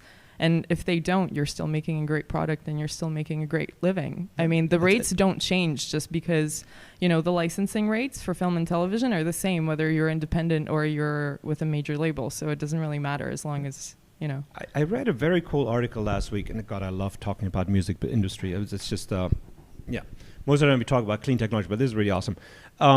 A great article last week about anybody that's like a freelance performer or a creative, and it talked about not falling into the vanity matrix of needing to have 25 million Instagram followers or something like that. It kind of broke it down to a true fact, and I totally agree with, as an artist like you, 1,000 devote followers to your art.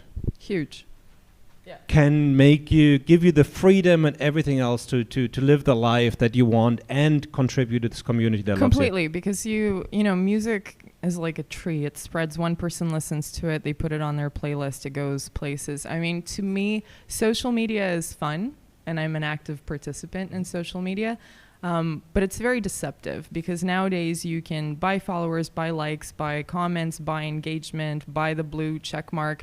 It doesn't mean anything, right? It fools the regular person who's not privy to the knowledge of how it works into thinking, oh, that person must be, you know, popular or serious. You might fool a couple of brands into, you know, trying to advertise through you. But ultimately, if you're an artist, you have to reserve that energy for your art, because that's the thing. If you're a writer, if you create something of quality that the public resonates with, it doesn't matter how many followers you'll have. You know, there's people who have gone from 100 to 1 million overnight because they created something of value. So that's collateral. Yeah. You know, that comes as a result of doing something that's of quality, and then those followers and then that attention is also very powerful, right? Because it's authentic. People come leverage there because they like you, because they enjoy your material, rather than, you know. If you actually like us, feel free to drop us a message. We're always open to criticism as well, but we really like the positive comments, and it's really great to have. Talking about social media engagement, you're not just an incredible vocalist, but you're also the Fearless Nomad, which is a great title. Yeah. How did you come with that? Are you that fearless? I was deliberating whether I should tell you what it really is or not, but okay, so I'll keep the original project a secret, but I worked on something last year that's going to come out next year. That was the idea for the Fearless Nomad. So part of the name for that project is the Fearless Nomad. And where it came from is, you know, I've been traveling solo for 10 years now. I love exploring. I love traveling. That's my favorite thing to do other than being in the studio or, you know, recording, writing music, painting. I love seeing the world. And one of the things that people always told me, like, it started with my mom and then her friends, and then everyone would ask me, like, oh, do you travel alone? And it's like, oh my God, how can you go? You know, you're so fearless. Yeah. And I never thought of it that way, because to me, I don't go out to remote places thinking something could happen to me. I go out there going, wow, I want to learn about this place. You're from LA. I mean, it's a very dangerous place, I'm going to be quite honest. And nomad, like, it all just made sense because I was originally raised in Central Asia, in Kazakhstan. So the Kazakhs are a very nomadic culture if you go back, in generations. So it's like the forefathers were like Genghis Khan and the Mongols. And so I come from an inherently a nomadic culture. And I thought, it resonates so much with who I am, the fearless nomad. And what the fearless nomad is at this point, it's a website, thefearlessnomad.com. And it's a blog where I make posts about, educational, entertaining posts about my adventures around the world, my thoughts. And most importantly, I have this section called TFN Talks, where I interview really fascinating people from all walks of life, like well-known filmmakers and Olympic athletes and people who have achieved a certain degree of success just through determination and belief in themselves. And my purpose with TFN Talks is to showcase that whether it's a Michelin chef or an Olympic athlete or a writer or a filmmaker, everyone has a different story, but everyone has gone through the same things, the fear, the doubt, the adversity.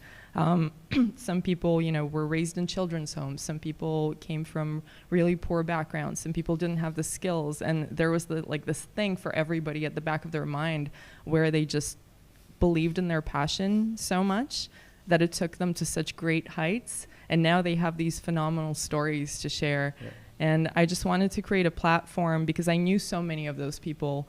And then I started reaching out to people I didn't know. There's so many people in this world that have absolutely phenomenal stories that don't necessarily get a platform to share them. Because, as you and I know, fame is a fickle thing. Fame is, if you have a great publicist, chances are that you'll get a great platform to share your story. So not every person out there that gets the platform actually deserves it. They just have a really great team and a really great network. So my job for the Fearless Nomad is to find the people whose stories really, really inspire and who really, really deserve to be heard, and kind of give them that little platform to showcase to other people what's possible. And it's my passion project while I'm in Bali, and I started it in May of this year to create a living, breathing platform for the bigger project that I am yet to reveal. But that's what it is right now. It's just, it's a joy to run every single week. I love the title, and you're actually a great writer. It's a very, very personal, very emotional, what you write about. And I would just say, just a little bit going back, one of the reasons we started EX initially was, and it was very, very similar, was that we tried to put a spotlight on real change makers. And you would just kind of miss, we put a lot of attention onto people that honestly don't do shit for society. And then we work in the field of clean technology with the real people that clean your water, right? With the real people that pick up your trash, with the people that make you drive electric, with the people that stop climate change or, rural poverty or, this kind of thing. And they never get any attention. Exactly. Right? There's always let's come up with a program where we put a spotlight on these people that solve the unsexy stuff, how we take care of human feces, because otherwise it's going to poison your children. Yeah. I mean, it's not that complicated. It's so integral. It's sort of it's ironic, really, right? Because even things like you could think of society as a body, and you really just pay attention to the looks of a person or whatever, but it's the heart that does the work. It's the liver that does the work. It's the kidneys, right? So it's for every corporation out there or for every project, there are people that if you took them away, there would be nothing. There'd be nothing left. Ultimately, nothing left. The only thing we care about. But that's not the people who get the credit usually. Exactly. So in our industry, we get we get zero attention. I mean, I always had a great publicist, so I maybe got more attention than a lot of people in the industry. But generally, if you're changing the world and you're making an impact, nobody's going to give a shit. Yeah.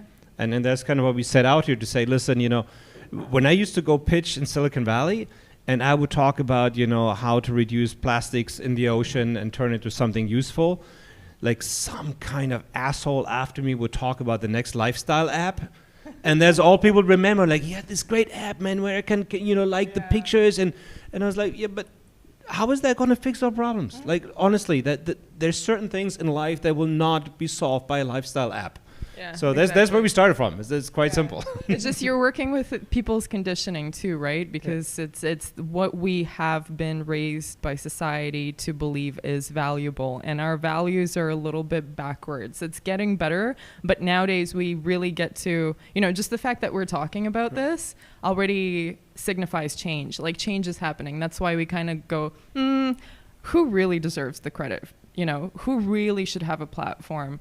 I mean, that's a beautiful thing. We're not quite there yet where the people, the doctors, the firefighters, the whoever, they should be the real celebrities, but we live in a culture that's very...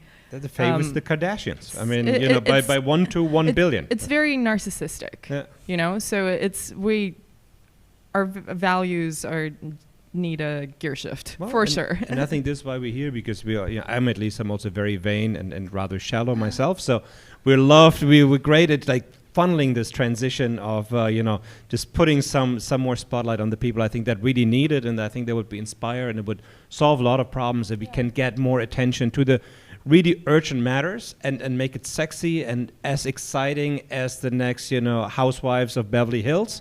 Not that I've ever seen the show. Exactly. I don't even know if it's a show.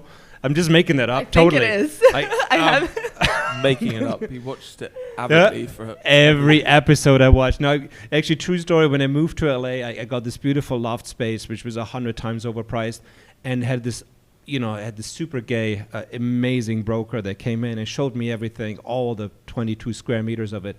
And he was like, "Here, you can put your TV." And I said, "I don't have a TV." And he said, "You don't have a TV?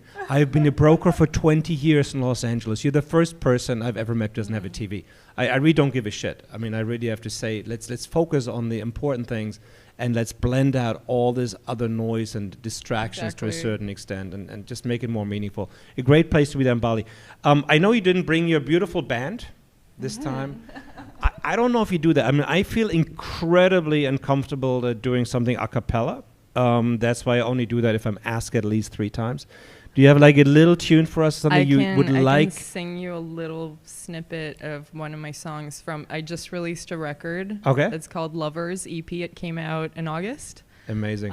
So if you look on Spotify or whatever, Deniz Reno Lovers, you'll get it. So there's the song there called Lovers Crash and Burn that I so wrote. appreciate that. If you're not a singer out there, being asked to sing a cappella at a birthday party is terrifying. Is the most I'd rather go up in front of 100,000 people in Hyde Park than singing a cappella at a wedding of friends of mine. It's really the most excruciating It's sort of experience. like being naked. It's in worse. Front of, I think honestly it's worse. I would have no problem if we say get naked now. Nobody's going to ask for that. But if they would, no problem. But singing a cappella is absolutely painful. Yeah. So thank you so much. You're welcome. Should I do it now? Yes, let's do it. We take our chances, driving fast into the night. You got one finger on the trigger and the other hand squeezing my thigh. Baby, you're crazy, but you're the kind of crazy I like. Playing with fire, we both like it rough. I've only known you for 3 days, you're calling me a love. Oh, to crash and burn with you is almost guaranteed. But I keep stepping harder on the pedal. I'm wishing to believe that life could be this sweet. So I keep stepping harder on the pedal. That is so beautiful. It's actually the first song I heard from you. It gives me goosebumps. It's so pretty. It's really a beautiful song. Thanks guys. I really loved writing it because I think that it, actually, out of all the songs on this record, I've got the most feedback about that one because we all know what it's like to get infatuated with somebody and to fall in love and know that it's probably not the best thing for you, but you keep on going faster and faster, and it's about that, it's about like the Bonnie and Clyde sort of. It's also dynamic. just such a pretty tune. It has something about it that's like, ooh. Still giving me goosebumps the second time around. Amazing. We're going to see you next Thursday, I hope so. I don't know if you got our message yet. We decided Itchy is opening a bar next What are we week. doing next? Ooh. And he's going to have Itchy Mania. Hashtag things that happen in Bali. 2 hours ago, because it's a new month, right? I told you every month is something new. 1 month I got my hair. Last month I became vegan. This is why I love Bali. You know, when do you ever hear in LA, like, oh yeah, we're like, I'm opening a bar today. Tomorrow we're starting a magazine. Like it's we like did this about 2 hours ago. here. Like he has an amazing place, you know, that's not used right now. We have a lot of friends, and what I want to do is create a place where, like, you know, start with the musician and the gay people. Like this, that needs to, it's like the West Hollywood. The party we starters. should call it West Hollywood. We could call it WeHo. The WeHo. Yes. It's better than Ichi Mania. It's better than Itchy Mania. So right now, Itchy Mania is the front runner. Exactly. So I want to start a place, you know, with Itchy here that we start with the musicians and the gay people in Seminyak. We even have one drag queen from LA. Exactly. So everybody needs to come. Next Thursday, drop us a private message. You're going to look amazing. And then we're going to have like an open stage, and we're going to have like open music. We're going to have like a DJ competition I call Bring Your Best Beats. Yes, let's do it. And you this still guy gotta out there teach me how to DJ. Me? I don't know how to DJ. But we find somebody else can do it. And we have another guy out there. He's like there was a program called The Gong Show. I think they also had it in the US, something like that. But you would go out and perform, and you can like gong them off. And just the guy we met outside, and that's really how Bali is. This next other guy was pitching me his app, and he said, I got a live review app. So when you do like a conference, people can like mark their favorite moments, and then they get like a video reel of all their favorite moment highlights of the show. Okay. And also they can like live vote while they go along. So I love this, I don't like that. Like, you're like, it's a life review app, and I'm thinking, oh my gosh, now they're starting to rate people's lives. It's like that episode of Black Mirror, you know, when you get like a rating as a human being, and then no one wants to hang out with you if your rating is like below 3.5 or something. Well, it feels a little bit like that already, but just more. They're already doing that in China. I think, in China it's different. Well, but I thought it was a great idea, and like all these things come together. Like here's a bar, you know, we know a lot of musicians, and like this guy had this review app, so we can like put on a DJ, and like if people just get bored, and I know a lot of people on the dance floor, they get bored after a few minutes, but the DJ never notices until like 2 weeks later somebody says, you know, after the first set it went downhill. Bad DJs never notice. You know what? My so friends of mine came to play, I think it was January or February. DJ Jazzy Jeff came to play at Vault here in January, and I made friends with his manager, and he told me, you know, a good DJ always intuitively feels the mood of the room. Like if you got a set ready and you feel that people aren't vibing to it, you got to change the set. You got to throw everything out and do it. So that's how it used to be quite honest. But I mean, you know, I'm not that I'm saying something about some of the parties that occasionally happen here, but it's now more like, you know, that the DJ is kind of like this he's doing his own thing, and we're just there to watch. To watch, yeah. And honestly, Madonna complex. It's just not that cool after all. Oliver is looking at me critically. I know we have to move on. Probably I could talk to you forever. You know that. But we're not going to do that. Lunch, exactly. Fantastic. Deniz, thank you so much for coming on the program. Thank you, Julien. And I'm going to answer your questions for your blog. I know I'm still on the hook to do that. I'm like running out of time. I can't wait to have you on TFN Talks. I'm really excited. It's going to be really, really awesome. My 9-year-old brother loves to read about business. Okay. And like investments and entrepreneurship. So I can't wait for you to... We'll do it. And you also know Ethan was here before you. He's going to have Wowie sing along tonight. And then we see you next Thursday for WeHo Itchy Mania. WeHo Itchy Mania. That's the point of no return. To be defined. I love it. It's getting worse by the minute. It's amazing. Thank you so much, Deniz. Thank you. See you very, very soon. It's gonna be. It needs to be Instagrammable. WeHo Itchy Mania might be getting a little bit too long for Instagram. I like Itchy Hollywood. That's good. Itchy Hollywood. Itchy WeHo Itchy. We still have a week to figure it out, right? A lot of parties start with a great concept. this is not going to be one of them. So we'll just make it up as we go along. Oliver, what's going on next? Well, I think we all know that every party needs some power to supply it, and every energy generation project needs some money behind it. And we have a phenomenal company run by Nicolas called Positive Energy that's coming on to showcase how they're disrupting the sort of project and energy generation financing aspect. So excited to hear from him. Fantastic. We'll where they're from? He's got a limited name, so the company's out of the UK. Where he's based in the world is cool. always the exciting thing. That is really one of the things that keep changing. As we said, we had tonight a Russian from Mexico joining us, presenting a Luxembourg company that is changing finance transaction in rural Africa. So, but Nicolas, I have actually seen the name before. There you are. Hello. How are you? Julien. Welcome to the program, Nicolas. I'm doing fine, thank you. I'm glad this worked out. Yeah, it works well. Where are you? I'm at my home close to Amsterdam in the Netherlands. In the Netherlands. Okay. We're taking a wild guess, maybe the UK. Where in the Netherlands? Close to Amsterdam. Okay. I'm Northern German, right? I mean, we're not that far off. Like we're like about a 4-hour drive away from you, probably.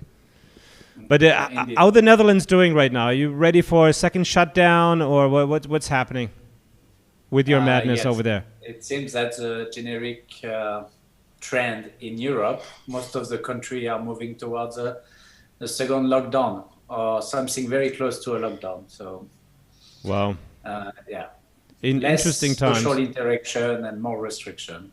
Yeah, I mean, it's kind of what got us motivated. I mean, we started with our program because the German companies I work for the German Ministry of Economics, did not have access to capital anymore, right? And that's why we introduced a venture platform that is Zoom-based, and it just got a little bit bigger than we initially anticipated. We were waiting for 10 people, and then turned to like 1,700. Like a good party would, right? So I really enjoy the daily content that you provide, and I find it very interesting to be able to interact and see people and have discussion around topics that I really enjoy. And so I want to congratulate you for the amazing work you do, and I think it's very well suited to the current time. So thank you very much. We really appreciate that. As you said, we provide really daily content. We have 4 programs now that we are producing every single week, and kind of our goal is to give, a voice to the people that are changing the world, that are making a difference, put a spotlight on it, and then connect them to capital, because an idea like yours obviously is not going to work without massive amounts of capital. If we're going to change energy transition, mobility, everything the next 15 years, we need massive amounts of capital. And maybe we can make it more efficient and accelerate the growth of companies like yours. So, Nicolas, tell us something about what you do with your platform. Yeah, so I think we share the same understanding of what is needed in this world. We need more projects that work towards decarbonization. And for this project to come to life, we need much more capital than today made available to these entrepreneurs and these companies. So we are also working on solving the financing of the renewable energy project, especially because we see that there is a lot of capital-intensive projects that deserve access to capital, who today don't have access to capital. And so we have decided to build also a digital platform in order to facilitate the financing investment in the renewable energy project. So we don't directly finance the company that developed this project, but we come to finance the infrastructure, the project directly inside the special purpose vehicle in order for this project to come to life. And we work with only professional investors, with also something a bit specific to our platform. Okay, so you're actually creating a real SPV. I mean, you're not just a matchmaking platform, a peer-to-peer lending platform, something like that. You actually get involved in the corporate structure of the project in order to make it more successful and easier bankable, or more investable, let's put it that way. Yeah, so when you invest into a renewable energy project, could it be a solar farm, a wind farm, or waste to energy, often you want to debt finance it. And because this project tends to be much bigger than the developer of the project, you will do a project finance and not a corporate finance activity. And this project finance take it in the SPV. And so you try to have a self-standing asset who will be self-financed with debt. And this happens inside a SPV. We are not directly involved into the transfer of the money, and we don't manage the money on behalf of the investor. We are here to put in relationships the people who have opportunity for investment and the people who are looking to grow a portfolio and deploy capital in this project.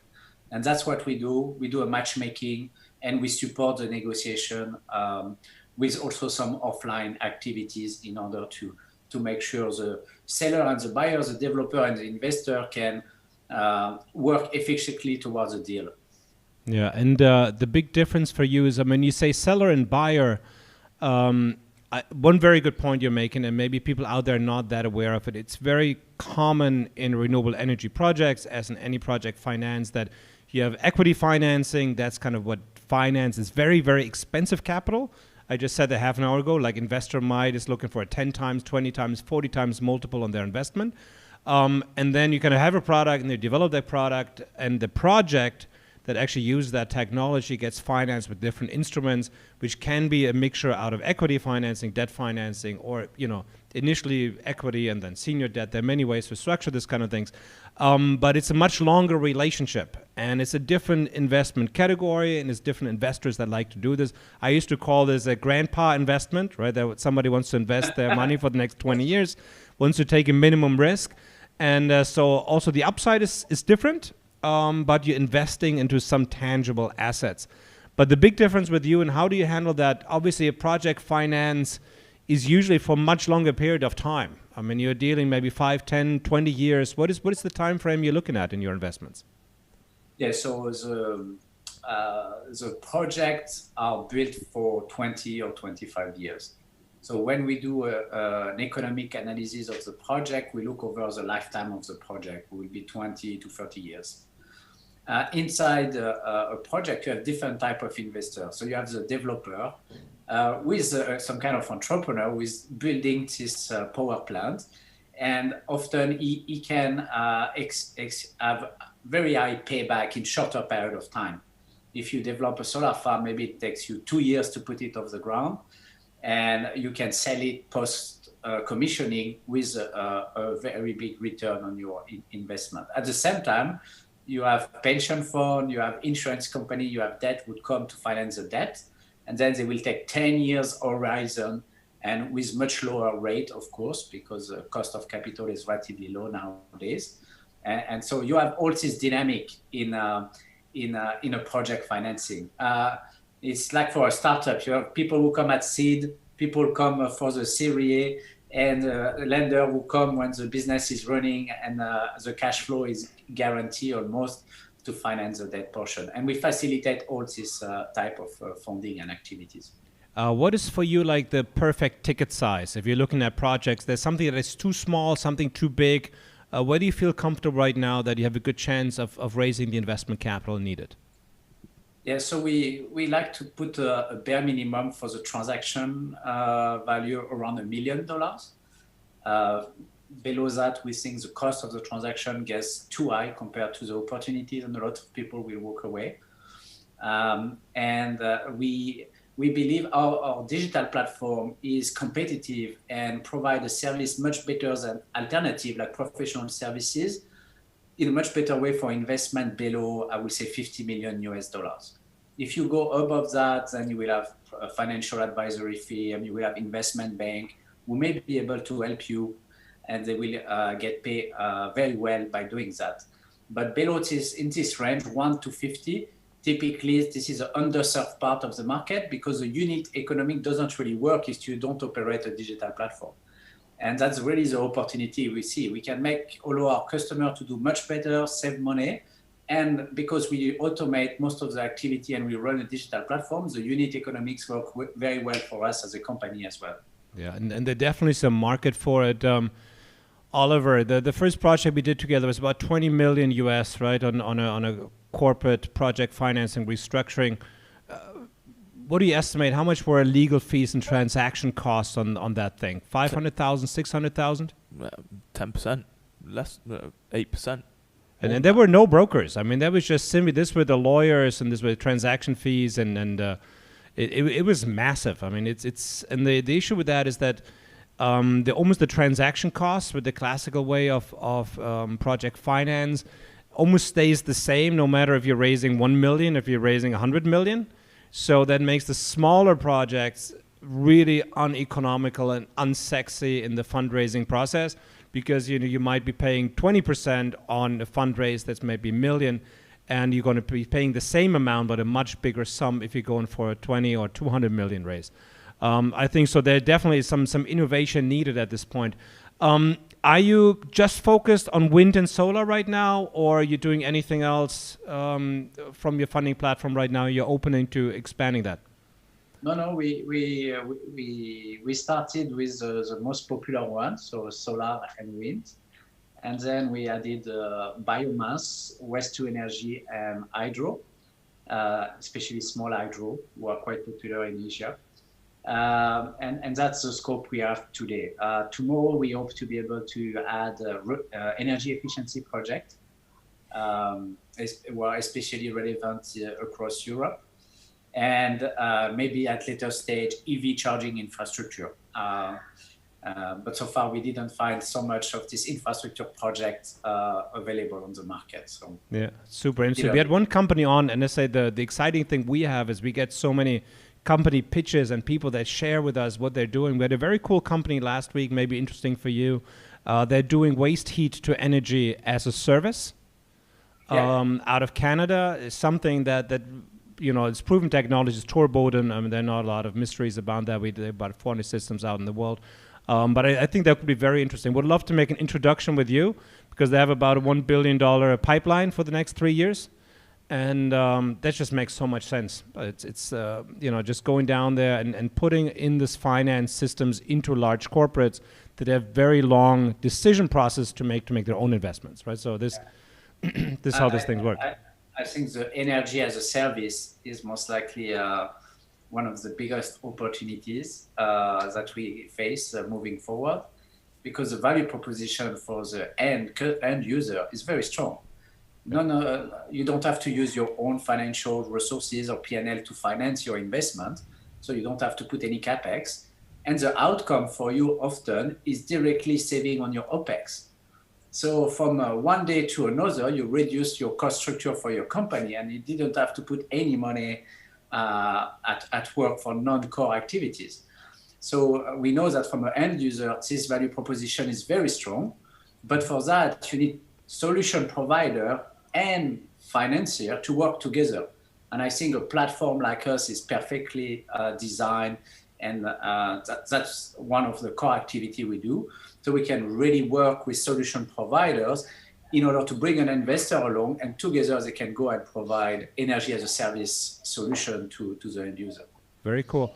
Rough idea, how much do you guys charge? I'm just taking a guess that your business model is charging commission on the transaction, or how do you work? Yeah, so today we charge typically a 3% success fee. So that's a choice we made to only get paid in case of success.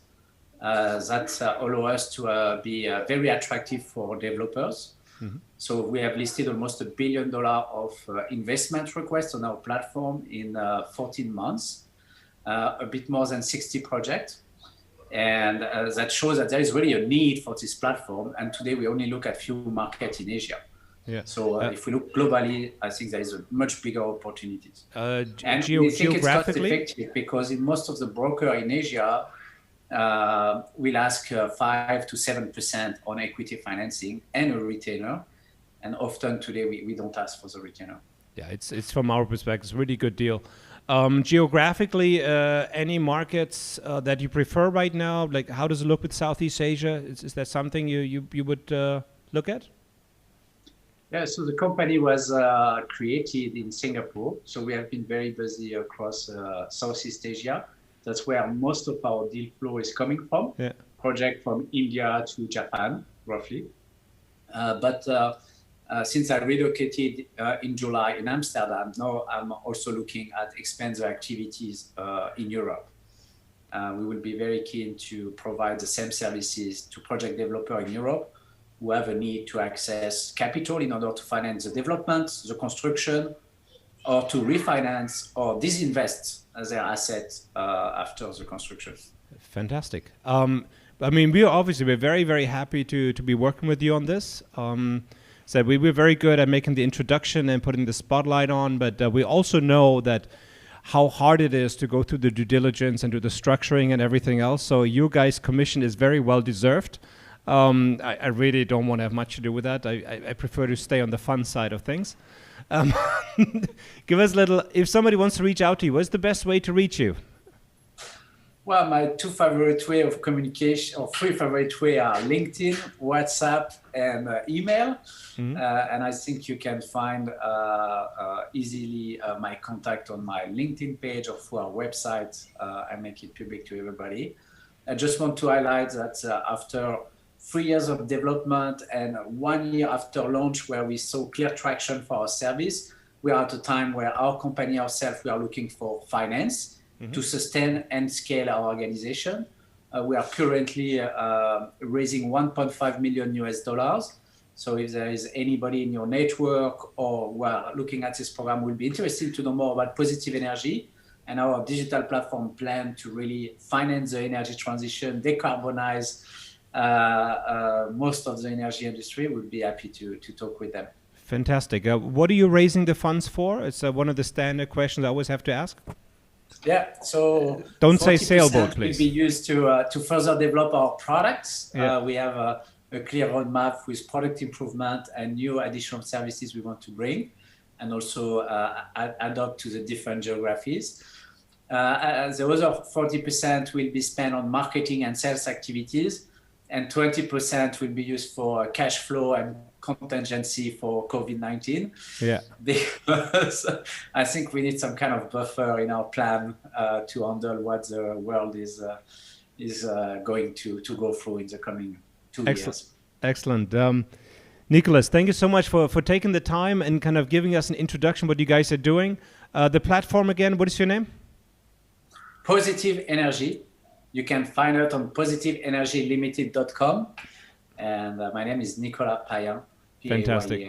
And we're more than happy to put you on a program. I said we have a lot of, we get a lot of attention. You say we post a lot of content right on a daily basis. So we have a lot of people reaching out to us from the project side, from the investor side, from the technology side of things.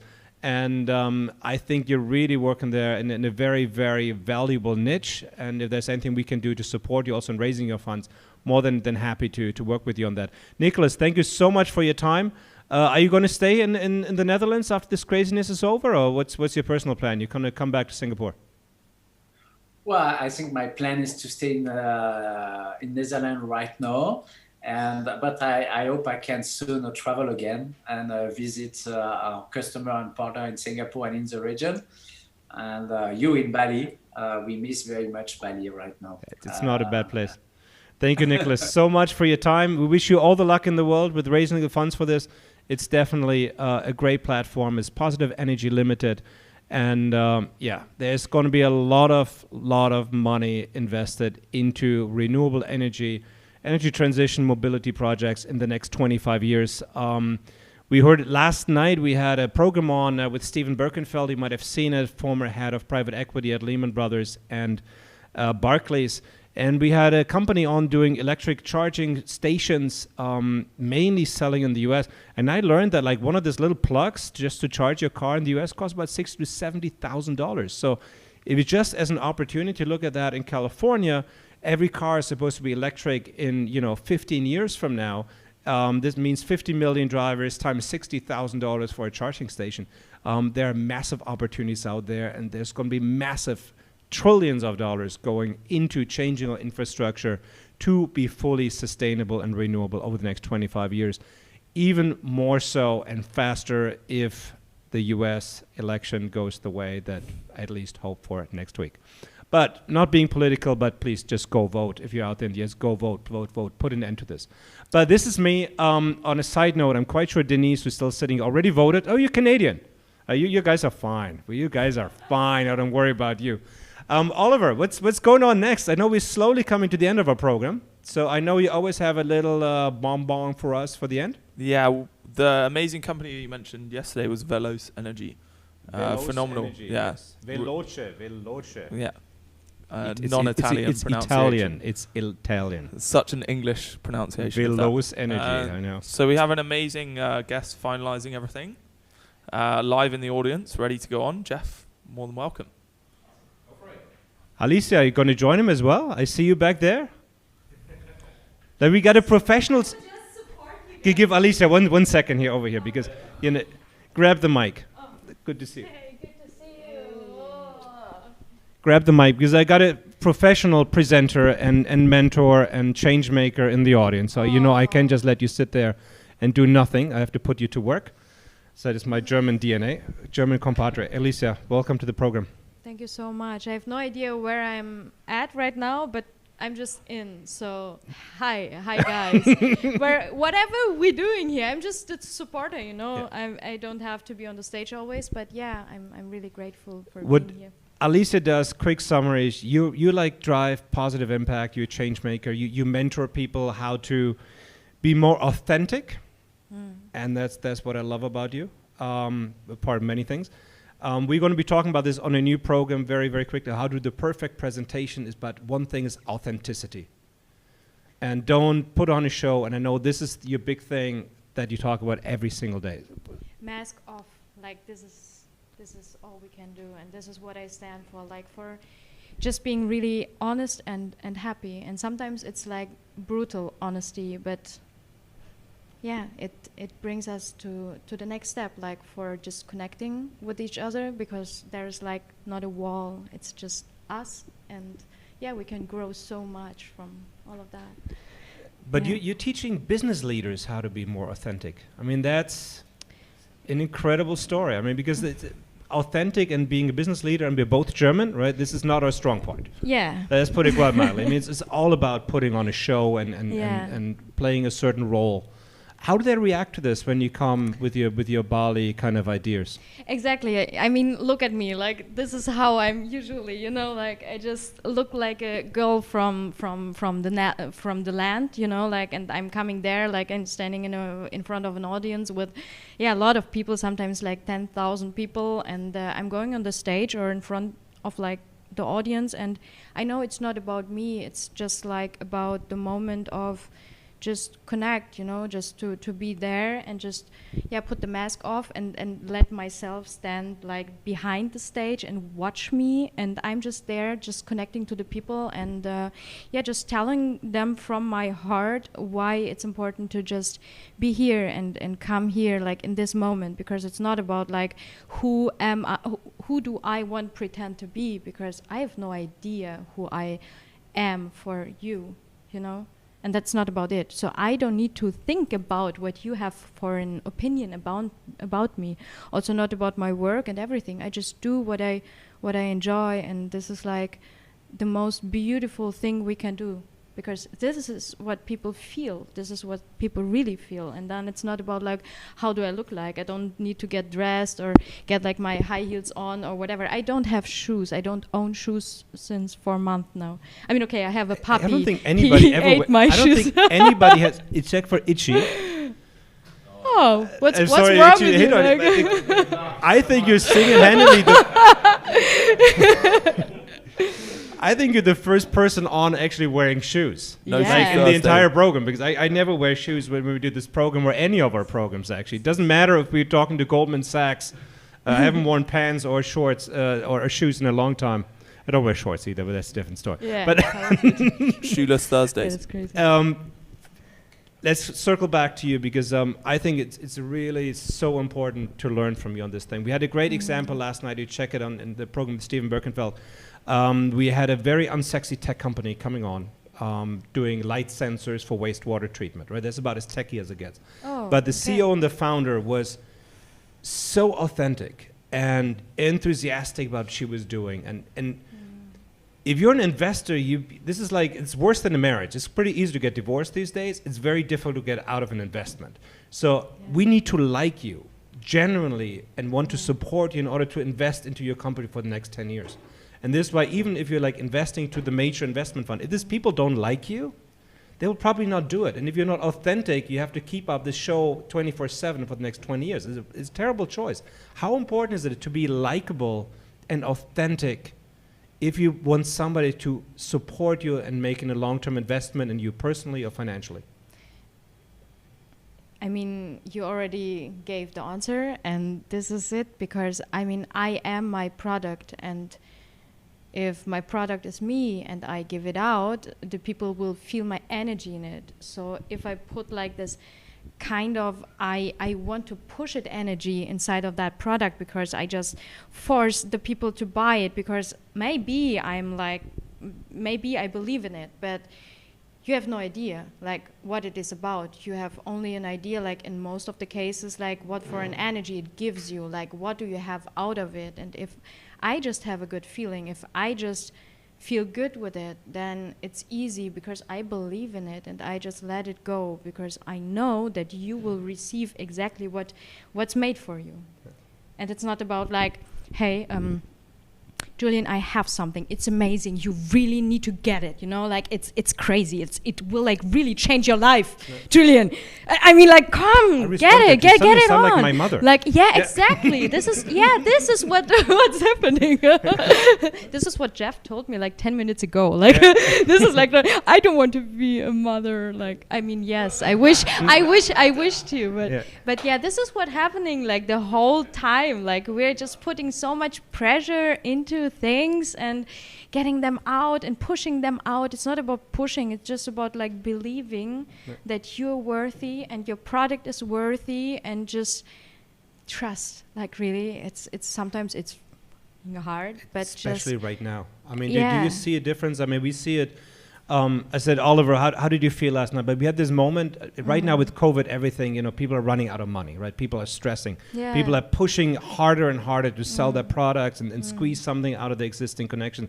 But like last night when Anithia, I don't barely remember the name, but very, very cool. I mean, we had Anthea, yes.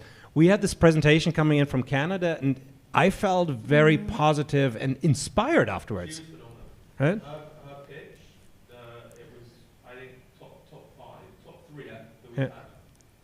But it makes you feel good. Like it wanted us to be, you know, we were far away, and she was talking about, you know, wastewater sensors. But like we felt we wanted to be part with her. We wanted to support her with everything that she does. And she kind of made us forget a little bit about all the challenges we're right now in business and how hard it is to bring to business, you know, $100,000 water sensor.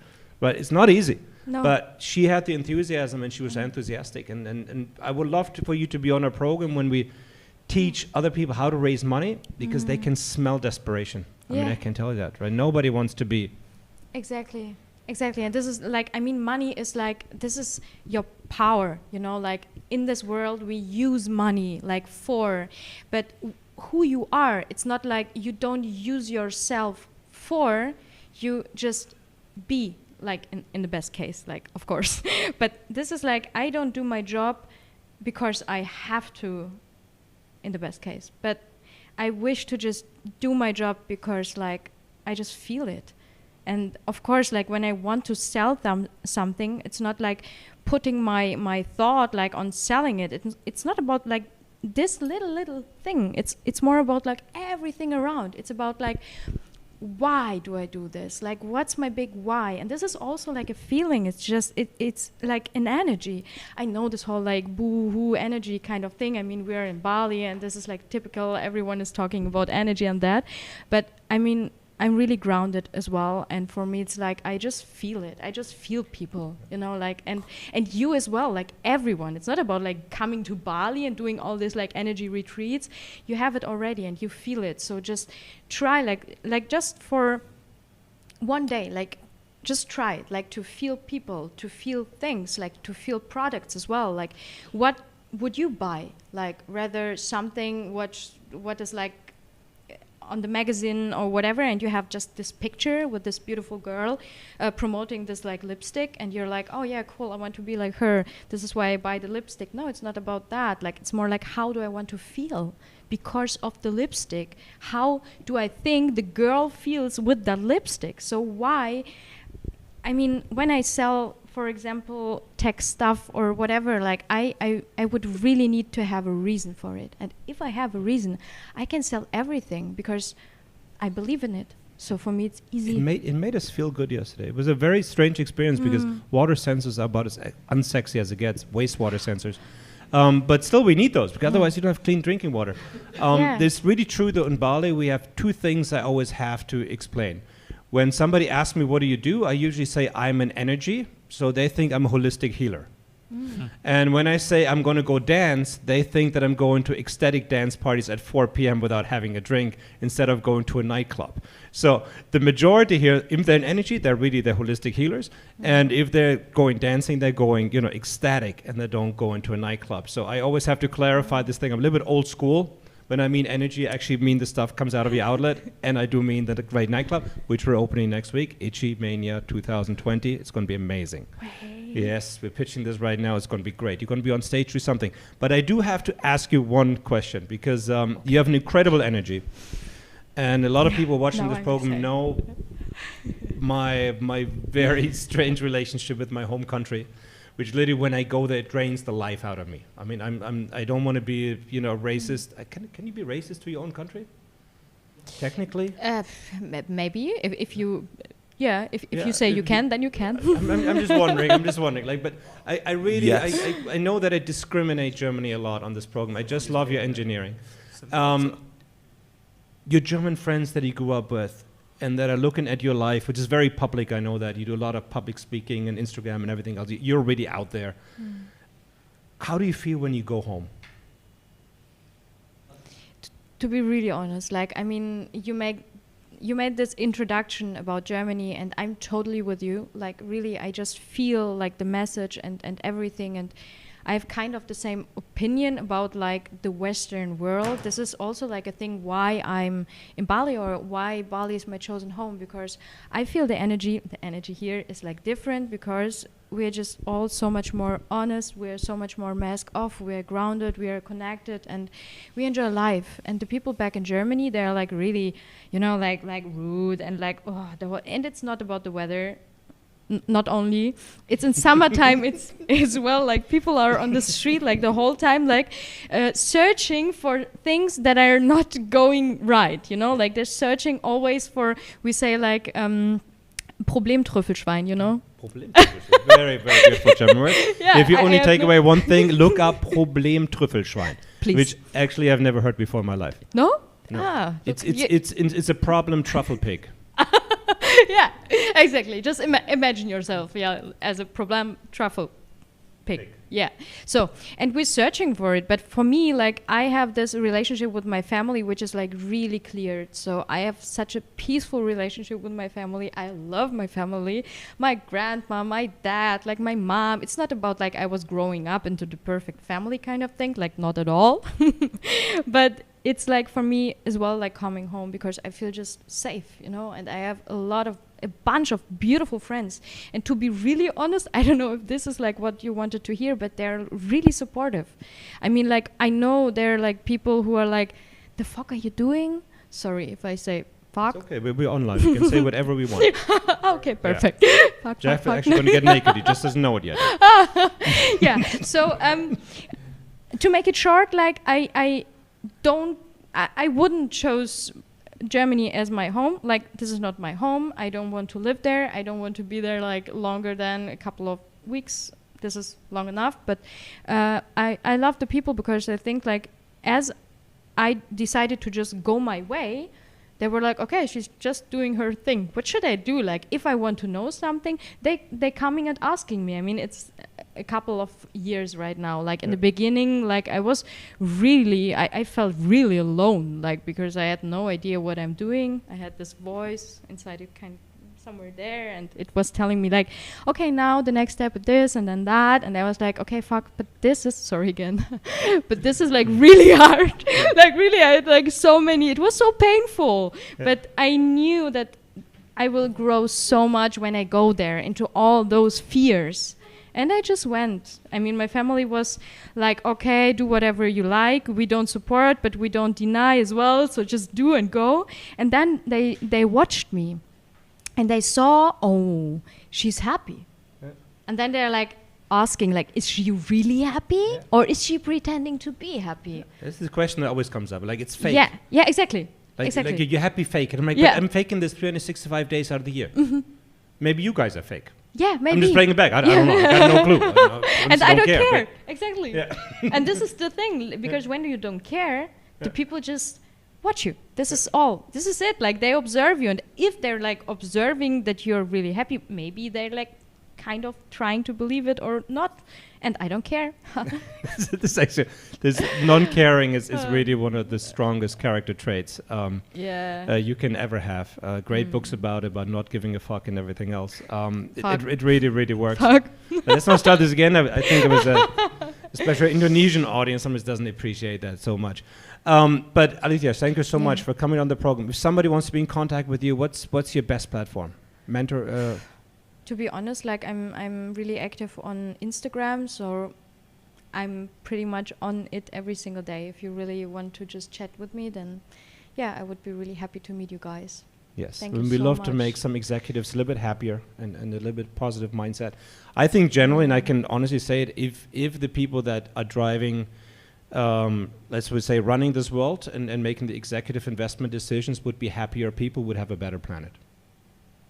I mean, that's the art of happiness. Then it's not about like, give me the power. Then I feel I have the power already and I can just give it out. So I don't need to take it in. Yeah, you don't need to buy luxury cars anymore. You don't have to do stupid things. It's just compensating for lack within yourself. And we will make different decisions. Alicia, thank you so much. Thank you so much. We'll see you soon. Like It's a pleasure. And we see you next Thursday at our new favorite hangout, which we just came up with 4 hours ago. Exactly. Itchy Mania. Itchy Mania. You're already in the WhatsApp group, I'm quite sure. If I'm not, text me. Right? Okay, I will. Cool. Thank you so much. Thank you. See you soon. Yeah, see you soon. I know. Generally, like we always finish our evening with a great song, and I'm not sure if Jeff actually can sing. I wouldn't be surprised if you can. Please take the microphone. Oh. I was gonna go a cappella, you can do whatever you like. I was just advised because some of the platforms that we broadcast to, like LinkedIn, for example, they don't accept full frontal nudity. Oh. It's kind of part of the deal. You have to sign off on. It's kind of disappointing, but it's just not going to happen. But I think everything else kind of goes right. Okay. We are very lax on the regulation. Okay. Jeff, welcome to the program. You're the cool story to finish our evening because you're a great example of how to turn lemons into lemonade, and it's truly inspiring to hear your story and what you're making out of it. Yeah. Give us a little bit something. Where are you from and so what brought you to Bali? Yeah, so I'm from Vancouver, Canada, and I came to Bali to really just build my business and surf and have a good time and travel, and then just came here and started to really get familiar with different retreats and seminars and certain things. And I mean, Bali's like the healing capital of the world pretty much, where you're having cacao on the corner of the road, and it's very good if you spike with vodka. Actually, exactly. It actually gives you a much deeper kind of sensation. Everybody says they just have normal, but no, I like your take only better. Me. It's me. It's my take. Maybe next month. That's what we're gonna do after we open the bar. We're gonna open your own healer retreat Some and Baileys. we spike everything. Baileys with and alcohol. cacao. It's gonna be amazing. Yeah, so that's what brought me here, and and then my journey started off. Go into my journey. I was an actor for 10 years, and then I basically got really sick. I call it sick, but I got well. Okay. And I was in the gym training for a role, and 2 days later, I started to experience like back and leg pain, and everything just started to get worse and worse and worse. And, you know, I could tell you I'm a breath practitioner and a trauma coach and a mind-body specialist, but none of that shit fucking matters at all. Yeah. Like, really. No, we want to hear your just, story. They're Exactly. just labels, right? And so I'm just a dude who went through some stuff, and now I've dedicated my life to helping others with what I went through. Yeah. So, yeah, from there, basically, I was in the gym training for a role, and all of a sudden, I started to experience crazy back and leg pain out of nowhere. And then I went home and didn't know what was going on, and I just thought, like, oh, I might have injured myself. And then my brother came to the door one day, and I stood up to greet him, and my whole body fell and collapsed to the floor. And then I was rushed to the emergency hospital. They ran all sorts of tests. They couldn't find anything wrong that day, so the next day I went to a rheumatologist. Yeah. The rheumatologist was like, oh yeah, we found something. You have a incurable genetic autoimmune disease called ankylosing spondylitis. Okay. Basically, if you don't know what that is, it's like arthritis in your spine, and it's got a whole different host of other symptoms as well. Yeah. And then from there, they told me that there was no cure, and I remember just saying, Thank you. I remember saying, so thank you I very remember much. just going like, yeah, that's no. shitty news. That's that's a shitty day right there. Yeah. Yeah, and they told me that, and I was just like, no, sorry, that's not my fate. And I went on like a huge trek to try to cure myself, and I tried everything, man. I tried like ozone injection therapy, ayahuasca. I tried ozone injection therapy, or I tried the no diet, the air diet, the no food diet, the you name it diet. I drank hydrogen peroxide for 70 days on empty stomach 3 times a day. How did that work out? Oh, it didn't go well. I kind of bleached my butthole in the process. It sounds like you're taking medical advice from the American president right there. That's just great. Yeah. Yeah, and then. Yeah, and then that didn't work, and then I got to the point where it was about 7.5 years in, and yeah, it was day in, day out, like with the diagnosis of being like terminally ill, pretty much. Like pretty much, yeah. They said I was going to be in a wheelchair, and I wouldn't be able to do physical activity, and this was in my 20s too. Yeah. And you're a fit guy. I mean, it's not like you go in there and say, "Listen, I did something wrong," or exactly, yeah. And so, yeah, it just got worse and worse. I started to get like allergic to like 90 different foods out of nowhere. Like I'd be allergic to spinach. I would have spinach, I'd fall over on my knees. It was so painful. Okay. And I would just have the most weirdest reactions, like heart palpitations and osteoporosis in my 20s. And I was like, what the fuck is going on here? So then I got to the point where I basically knew that day that I was going to commit suicide. And I went upstairs to go do it. And I basically fell to my knees, and from that moment I had a crazy experience, and I mean I can share it, but it's I think we're going to leave some things to your class, right? Because I mean you are, and that's what I love about your stories. You took this personal experience, and obviously you're still alive, right? And you're kicking, you're doing well, and you're happy, and there's a whole second part of the story. You're taking this journey and turning it into a class for people that are suffering from pain. Yes. And kind of lead them to your process, because obviously, like, prescription drugs didn't help you. Neither did none of it. Yeah. Any of it. Yeah. I mean, it helped for a little bit. Like I'd do chiropractic or massage or acupuncture, and it'd be a little bit. And like a little Band-Aid for a few days. Yeah. So what is the program that you're working on? Where can I find it? And who is this for? Totally, yeah. So my mission is to collectively wake up the consciousness of this human existence that you are your own healer. Every single person with a mind and a body is their own healer. I'm not your healer. I'm not your guru. I'm not anyone who's going to show you how to be your own healer. I have acquired a set of tools, and I want to share them with the world because I believe everybody should have access to it, and it's their birthright. Yeah. So for me, it's about people living a pain and disease-free life, and there's like a worldwide epidemic right now of mind-body syndromes that most people are not aware of. And my mission is to share that with people, because I didn't plan to be a coach. It just kind of happened, and I'm like, all right, well, I guess this is my path. Yeah, and I mean, if it's something, you find something that works. I mean, that worked for you. It might not work for everybody. We know a lot of, there's no treatment that works for everybody pretty much out there. That's unfortunately a medical fact. But you also, you're taking this time. You're kind of stuck here during COVID, and to write a program like this takes a lot of time for you and a lot of thinking. What do you really want to share? So how did you get into this program? You structured it, and what is the platform that you're using to do this? Yeah, so I put it on my website, and basically it's through LearnDash. It's a thing through my website that's hosted on the actual website. And the whole program is centered around taking someone from pain and disease to pain and disease free. And, you know, like you said, like there's not one thing that works for everyone. However, I would have to disagree just because all pain starts in the brain. Without a brain, we would not be aware. We would not be aware of our symptoms, right? So anyone with a mind and a body, this is going to work for, because it's just about understanding how the brain uses physical symptoms and disease as a protection from certain unconscious emotions.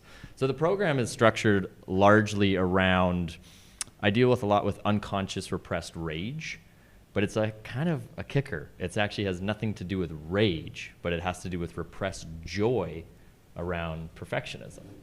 And understanding how perfectionism is in place and the rage is there, but it's just the person doesn't know how to enjoy those parts of themselves.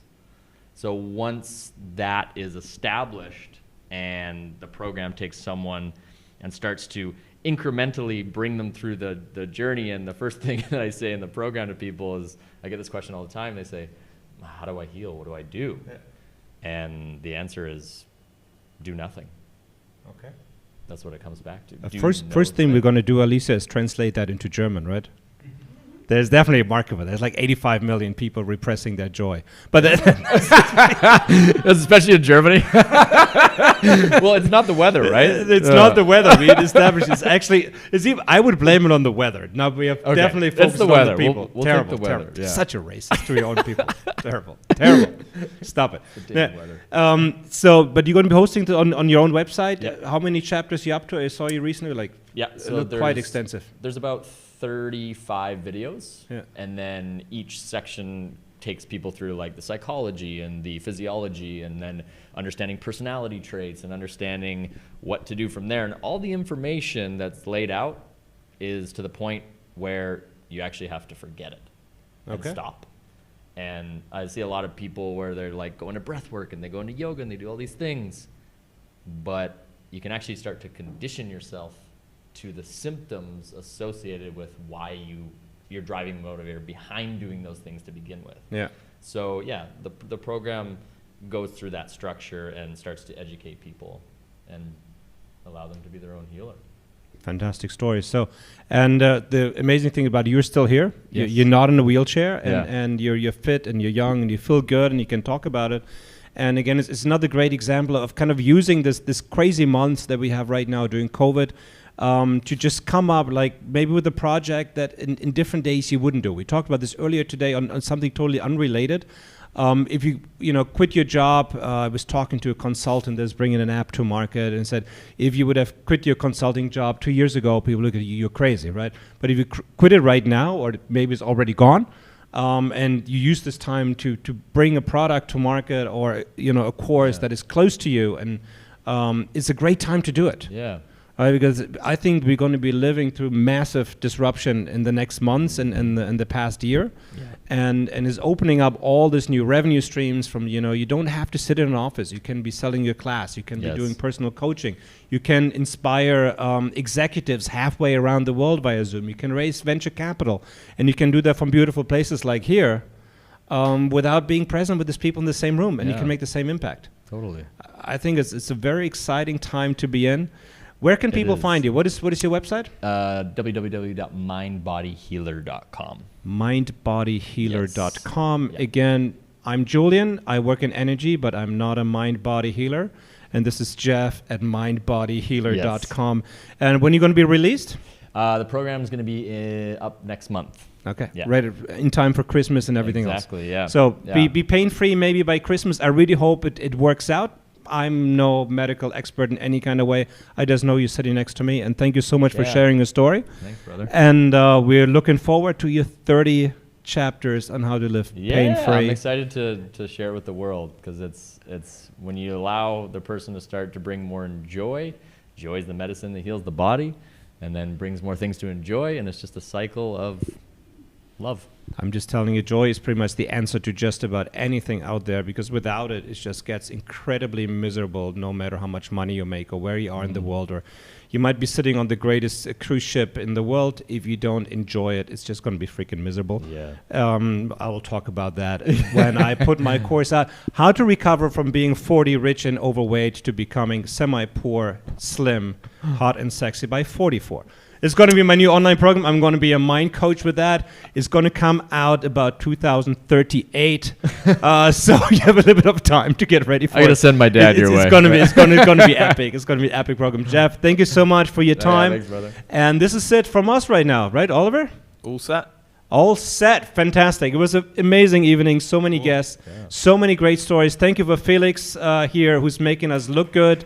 Thank you for Oliver and his input in the back, and for scheduling all these great guests that we have had tonight. Again, subscribe to our channel. If you're watching on YouTube, drop us a personal message on LinkedIn. I know it's our biggest audience right now. If you want to pitch on one of our 4 programs, again, we have 4 that we're taping every single week. It's our late night program, which we're on right now, a casual way to introduce your company. It's our pitch masterminds on Tuesday with one world-class investor giving you feedback on your pitch on Tuesdays. And then November 25th and December 3rd, we're going to have exventure night. One is going to be from Israel, one is going to be from the US, where we're presenting the best tech companies ready for investment that we find on a global level. It's going to be really, really awesome. My name is Julien, and thank you so much. Again, I shared much more about myself tonight than I was planning to, so I hope you skipped that part. You didn't sing, though. I have not sung yet. We're going to keep that for one of our later episodes. We can beatbox. We have a lot of people voting for it. It's gonna be amazing. I'll beatbox and you can sing. Yeah. I'll practice Ready? first. No, All it's right. too early. It's too early. It's going to be our cliffhanger for season 2. Okay. I gotta keep them wanting. Thanks, everybody. I really appreciate your time and your attention. To all our followers on LinkedIn, YouTube, wherever you are. Have a great evening, and don't all come to Bali. It's an amazing place. And I think, yes, we'll see you next week. Take Thank off you, your my shoes. friends. Don't wear Bye-bye. shoes.